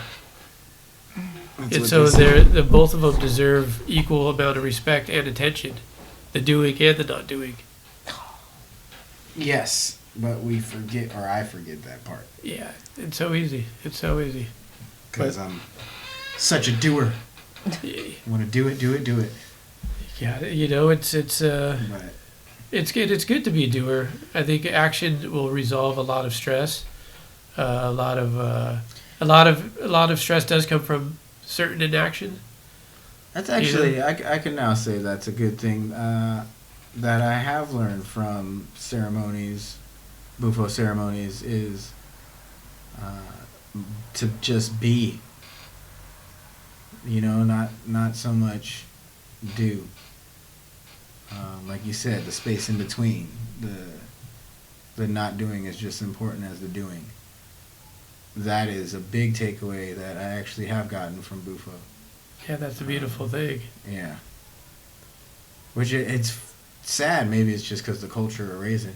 But it's almost like, I feel like that's lazy, bad, right? Like, Yeah. You feel guilty. Yeah. You feel guilty. Yeah. You it know? is interesting. And that's Specifically, too, even in ceremony, that's funny. So, like, in my experience, I would, like, in the beginning, I should say in the beginning, the first couple of times, I would feel like, oh, sorry, I'm taking so long on the mat. You know what I mean? When other people are there Yeah. waiting their turn, right, so to speak. And it's like, oh, man, I feel like I'm, taking too much time. Like, how long have I been out? You know what I mean? Like, oh, sorry, guy. I want to, like, apologize for taking so much time. that's an interesting thing. It makes me laugh because I remember we had that talk with your cousin when he was the last one, and he said we're all. See? You really felt it. Maybe I was feeling his energy. He's like, Yeah. man, when am I going to go? It's like, hey, it's my turn to go. Trying to have my experience. It was hilarious too, yeah. But now I completely. But none of us really felt like, oh, hurry up. I never felt like I wanted anybody to Right, to rush everybody. or anything. But Everybody holds space. yeah, And I also they're felt the part on your kind. side where it was like, how courteous must we be, and Yeah. is it stopping us from being in the moment, in the experience, in the eternal Om? Yeah. But yeah, now I completely allow myself the time that I need.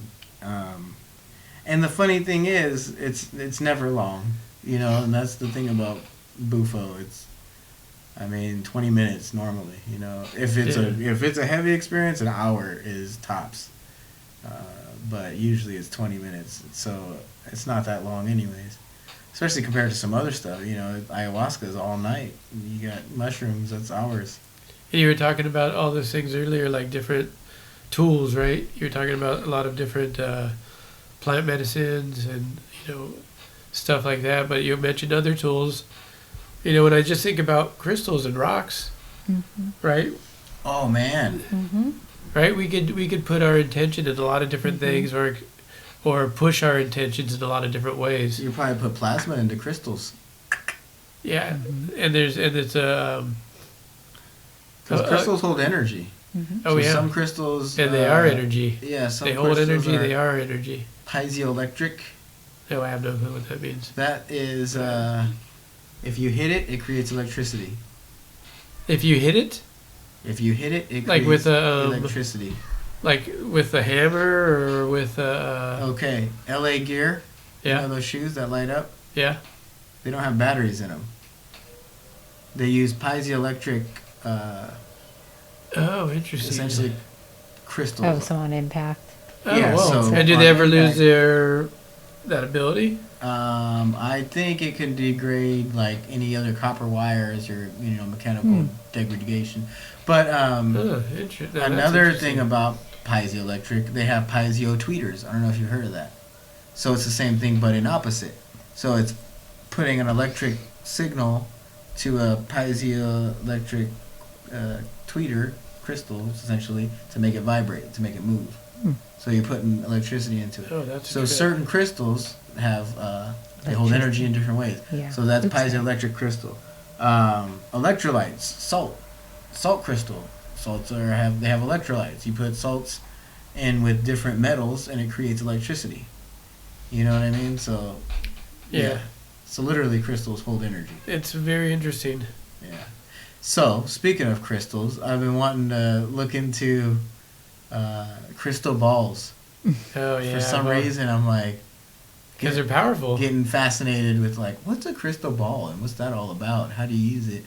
So I guess the technique is called scrying, Yeah. and that's staring into a crystal ball or staring into a mirror or obsidian mirror is a common thing to do. I guess obsidian mirror, but I don't know if I'm gonna get one. But for some reason, I'm feeling like I should start staring into a crystal ball. The only thing We're that's gonna stopping- end up with one.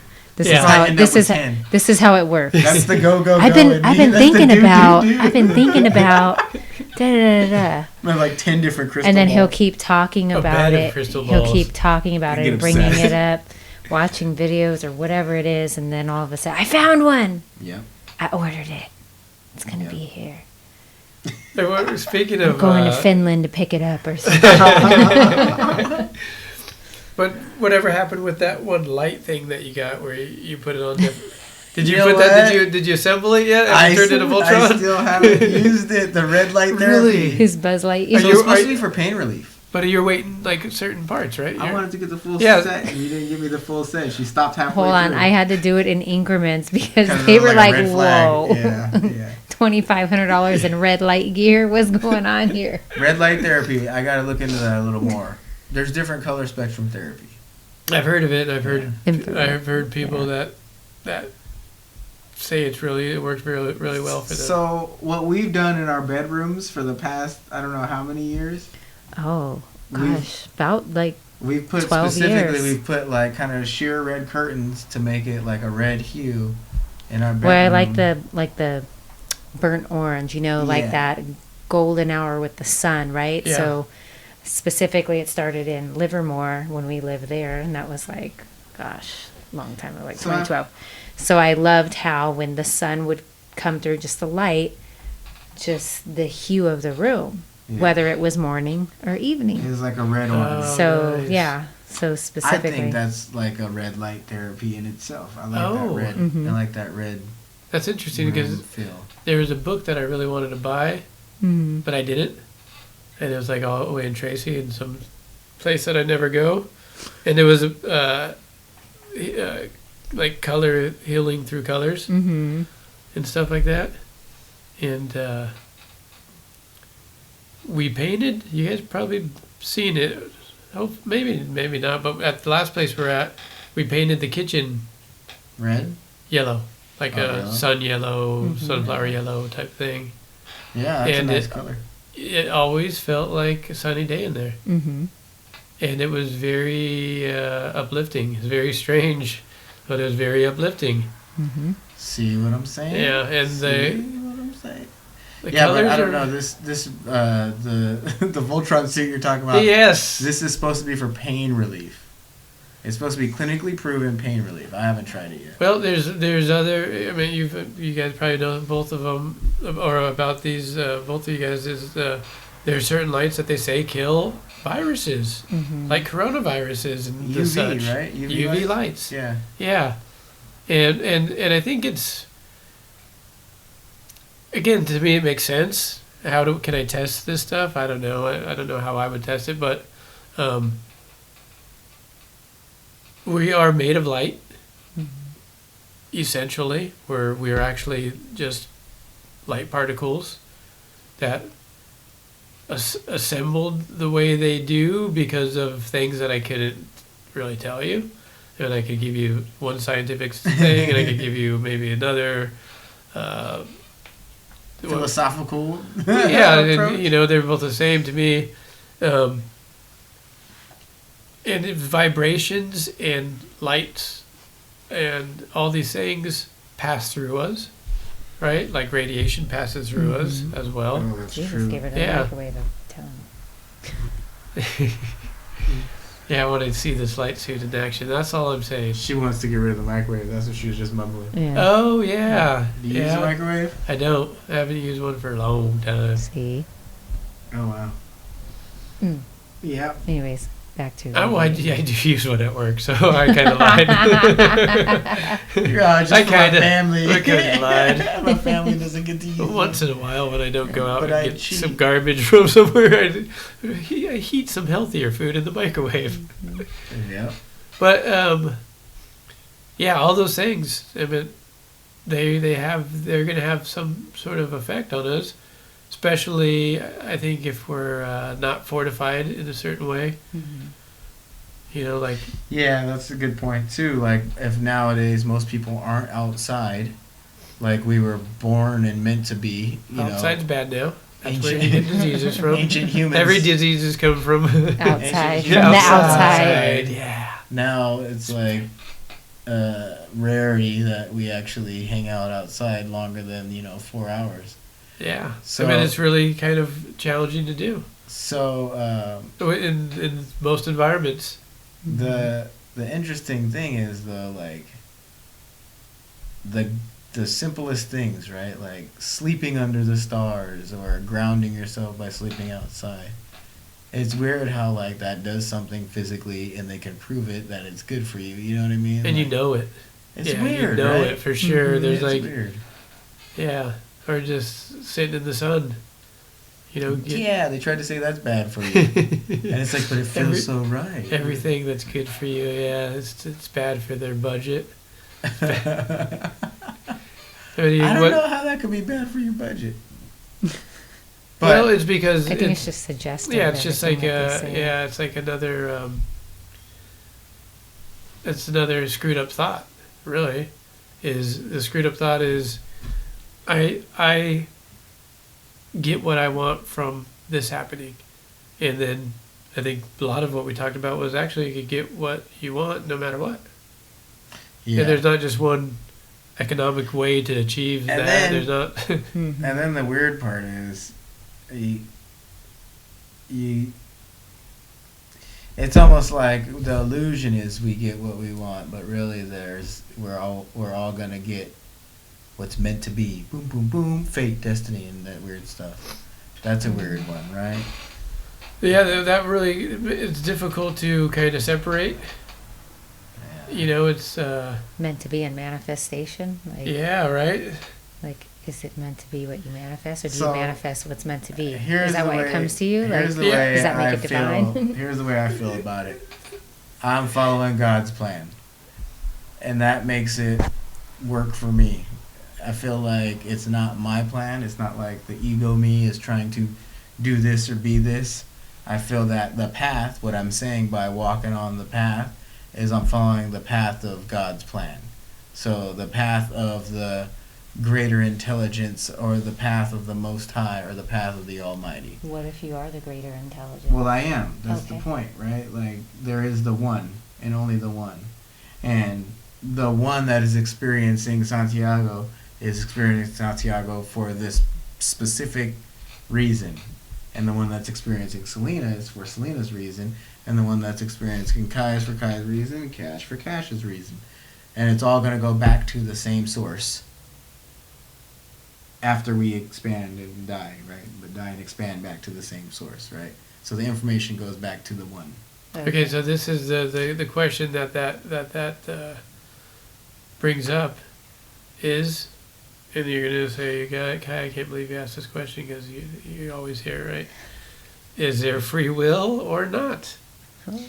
It is such an illusion, yeah. So I've thought and pondered on this question for a long time, since I was a kid. And as my spirituality grows, as the depth and understanding grows, I'm starting to side towards. So originally I thought it was both, as funny as that sounds. And the analogy that I would use for both is it's like breath. Do you choose to breathe, or do you breathe automatically, whether you choose to or not? It seems to be an automatic function. But you can also hold your breath and choose to breathe and not breathe. Correct. It's a weird both answer, right? Yeah. So it's kind of both in that sense. Oh, okay. That's a good answer. Right? It's that. breath is the best example for that. But you were saying that was your previous view? That was my previous view, which was a good one. Yeah. I came to a Oh good no, where conclusion. are we at now? Right? It's like breath is the Yeah. best example. I thought that was the end, but I remember, Do wait, you- this Do was you leading up to choose? something else. Yeah, do you choose to breathe, or do you breathe automatically? Well, you can change free will over how you breathe. But also at the same time, if you pass out, if I choke you out, you're going to come back automatically and start breathing automatically. When you're unconscious in your sleep, you're breathing automatically. But if you so choose to, you can change how you breathe. It's a weird illusion. All right, so that was the old way of me understanding it, that it's both, is what I had said. And it's a contradiction for it to be both, but life, I guess, is a contradiction. So, more as I grow spiritually, it seems to me that there is no free will. It is already fate, destiny, only now predetermined in the weirdest way. With the caveat that the illusion of free will is we have a free will within certain parameters. And the part that is the destiny fate is within a ballpark. As we were talking about earlier, they can estimate a ballpark. It's within a ballpark kind of it's going to go into this direction in a way, right? So it's a tricky illusion that it's hard for me to still find a definite 100%. This is what I know to be true. It's really hard for me to pinpoint that free will. But can you change the timescape of fate then? The timescape? Yeah, so this is your destiny, this is your fate. It could happen in this long, or it could happen this long, or this long. Oh, for sure. Yes. Is all that? Yeah, I think that's all malleable. That's all bendable, flexible. Because time is how we perceive it. That's another thing. how we perceive time is nonlinear, and it's very perspective based. Time flies when you're having fun. Time seems to go by quicker when you're having a good time. Yeah, which is not fair. But then when you're going through catastrophe or trauma, time goes by slower. The perfect example is if you've ever been in a car accident, it's like bullet speed. Like things go in super slow motion. Like time stands still and you remember every little thing as it happens in that accident. Yeah, that's Or- a strange phenomenon. Or, for you know, sure. so your perception of time is not linear at all. You can change how you perceive time. And that is what being present is, essentially. You can be present in this now moment eternally, in a way, right? Because you can change how you perceive the time. So, yes, definitely your fate and destiny can be in shorter or longer, I guess you could say, times, as far as the time span. Because I think that that's definitely a perspective-based illusion. That's very interesting. But it's I get it too, and there's I don't know how I get it, but it's almost like but the right. hard part, It's like the hard part for the fate and destiny and free will thing for me is like it almost can't be fate and destiny because you have to allow the variation or else things are stagnant and not growing, and when things are stagnant and not growing, by default they are destroyed and cease to exist. So in order for anything to exist, it has to grow and evolve and move, you know what I mean? So if it was a fate predetermined everything, and this is the weird part, ultimately everything was already predetermined, well then there is no nothing happening because it's already predetermined and it exists here already. So it's the weirdest thing. That's the paradox that I still have yet to really come well, you to a conclusion. kind of explained it in a different way earlier with that spiral movement, where the spiral never actually never goes touches back exactly. to itself. It's just like a Yeah, and close enough to. well, you know, this is we should probably wrap it up, but I'm thinking, Wrap it you up, know, wrap it up. I guess the question that maybe we can go with is,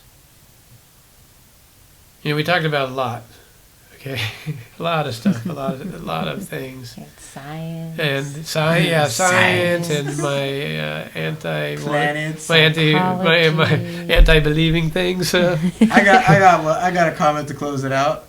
Or unless you got one. You got one? No, I didn't question? have a comment. I would just.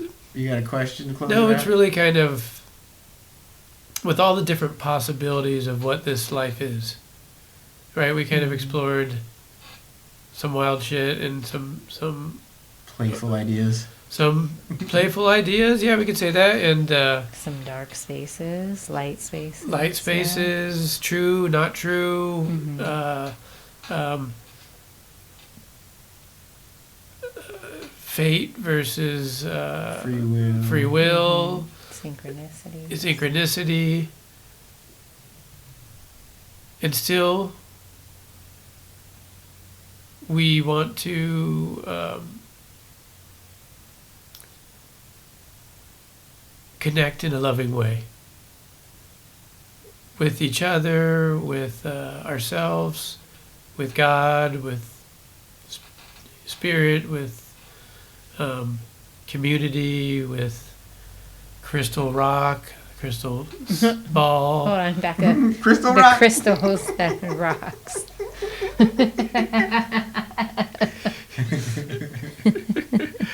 It was a best-selling book, not a best-spelled book. Yeah. Yeah. Yeah, and so with all that being the case, right, with all these factors that are just open for debate, you know, it's whether it's real or not real, we're still driven by love. we're still moved by love, whether we think we're acting out of role, or we think we're being held or carried, Mm-hmm. we still want to feel that and project it, right? I guess I'll leave that as my takeaway from it all. That's kind of what the reason I'm so excited to sit here and do this, and besides finally, having more than imaginary people to talk to in this. But maybe we are Besides imaginary. imaginary people. Yeah. Oh shit! Yeah. It's really to be there with that. It Yeah. really is, and it's to me it's a tool to do that. Mm-hmm. To have this discussion is a tool to connect in that way with that loving power. The big takeaway that I got, and my closing comment is, the message that I got in that hypnotherapy session, that was the synchronicity of what my brother was talking about, planets being family, love. The message was, with a childlike heart, I create worlds. So I hope to keep a loving childlike heart and create beautiful worlds. So let's co-create, And I people. will Come play- on, and I let's will co-create. I will join. We're creating worlds. Yep, we literally are. Mm-hmm. We're creating a world community as we speak, as we feel, as we are. We're creating, there's different. You guys gonna have some time together, right? Once in a while, and then What? I know, right? you guys are creating a mini world. Yeah, once in a while. I didn't say all the time. Once in a great while. No, we got to grab And on you- and watch the baby. Yeah, and you guys create like a world in itself, and then you create a world with all the family there, and you create a world. We're creating a world right now Hell together, and it's one that I think it's whether things are fake or real, it's worth doing. Mm-hmm. It's what I'm finding throughout this thing is it's worth the investment. Mm-hmm. It's worth the attention. It's worth the, it's worth the humbling things that take place too. Yep. It's even an honor to fail. And know that you can't stop trying. Yeah. Yep. I would say from this, in talking about the medicines and the work that they do within us, and then the work that we do, afterwards, and being authentic and being present and aware that this is not like a trend to be spiritual or find your inner peace, and then one day it just goes off. I believe that once you have gone through what each of us have experienced and began this like journey now, I feel like you can't really revert back if you're committed to doing the work. However that looks, shoveling shit, Mm-hmm. growing flowers. You know what I mean?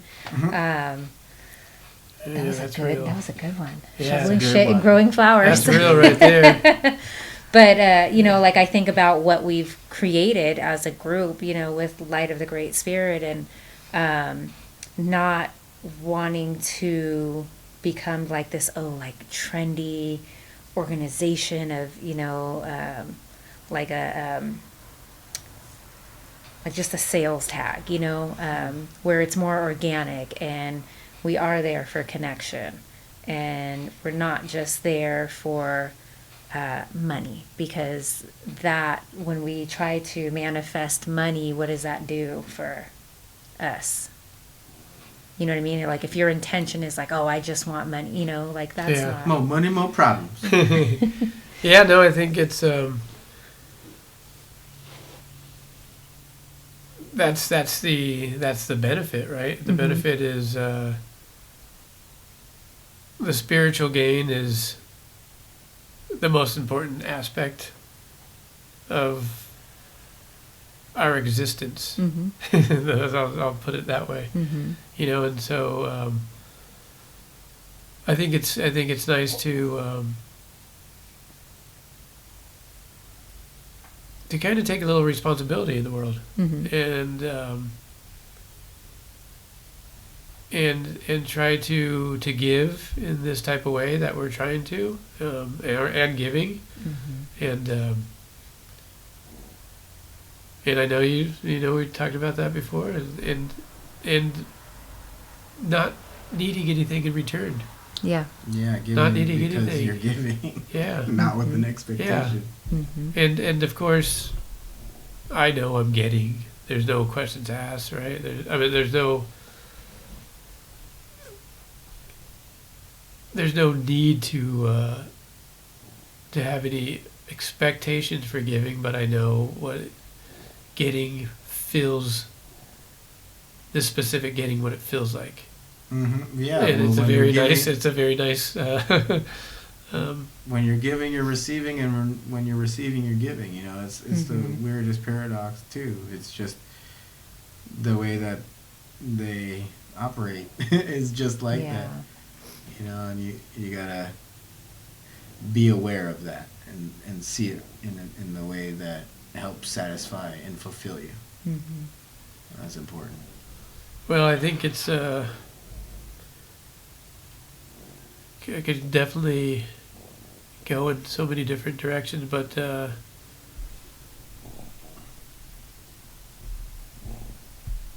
you know, just like Santi kind of introduced this stuff to you, he also really introduced it to me. You know, I did a little mushrooms here and there, nothing nothing really with deep intention. It was just, there was just a calling saying, Kai, you know, you need to You've always been a meditator. That's one thing, though. It's been a long time. I've started that a long time ago, so it's been a long time. But that's one of the things that the Bufo experience initiated me really going into it, and the ayahuasca was it really shined a light on that practice, and it allowed me to, for whatever reason, somehow have more discipline and somehow have more careful energy towards that type of thing. You know, like you say, some people change their diet and stuff like that, and then sometimes we get weak again, and then we try to, you know, but maybe you got this fucking ultimate boost, you know, that you could really ride on for, you know, that way for extended period of time. Hold him for a bit. Oh. Yeah. Are you guys staying the night? I didn't plan on it. Yeah, I don't think we are. Man, I'm still good I to... just wanted to make sure you guys are very welcome I'm still good to drive. Thank you. And in fact, I'll probably smoke again before I take off. Are you driving? Yeah, I'm good to drive. Okay. I had some... I was just making sure that Yeah. you guys... To touch on before we close out, you know, him bringing this, you know, to everyone's doorstep. I think how he talked about like sprinkling, like planting the seed, you know, it's like when we all kind of share or others see the space that we're in, physically and energetically, they become curious, you know. Okay. And it kind of like comes to their doorstep when they're ready. And I believe that many people have received many benefits from sitting with Bufo for personal growth and just, you know. Yeah, I would definitely say... But it's not for the faint, you know. It's not. Yes, my love. I'm just trying to spread love. Yeah. Well, you know, maybe we'll get into it next time, but I think something that to me, there's a very clear connection with you and this particular medicine, And I think it was very noticeable to those people who witnessed you in action. And so, yeah, strong connection. Yeah, so. But I'm also interested in maybe next time talking about a little bit more about that, because I think that's a very interesting feature of kind of how things got assembled in a way. Yeah. And, it was part of the catalyst, I believe. So yeah. The origin story. There we go. That's How what we'll many call million it. years do we go back? We're going to be able... Right. Well, just to let everybody know, I was clean shaven when we started this podcast. Oh, yeah, that's right.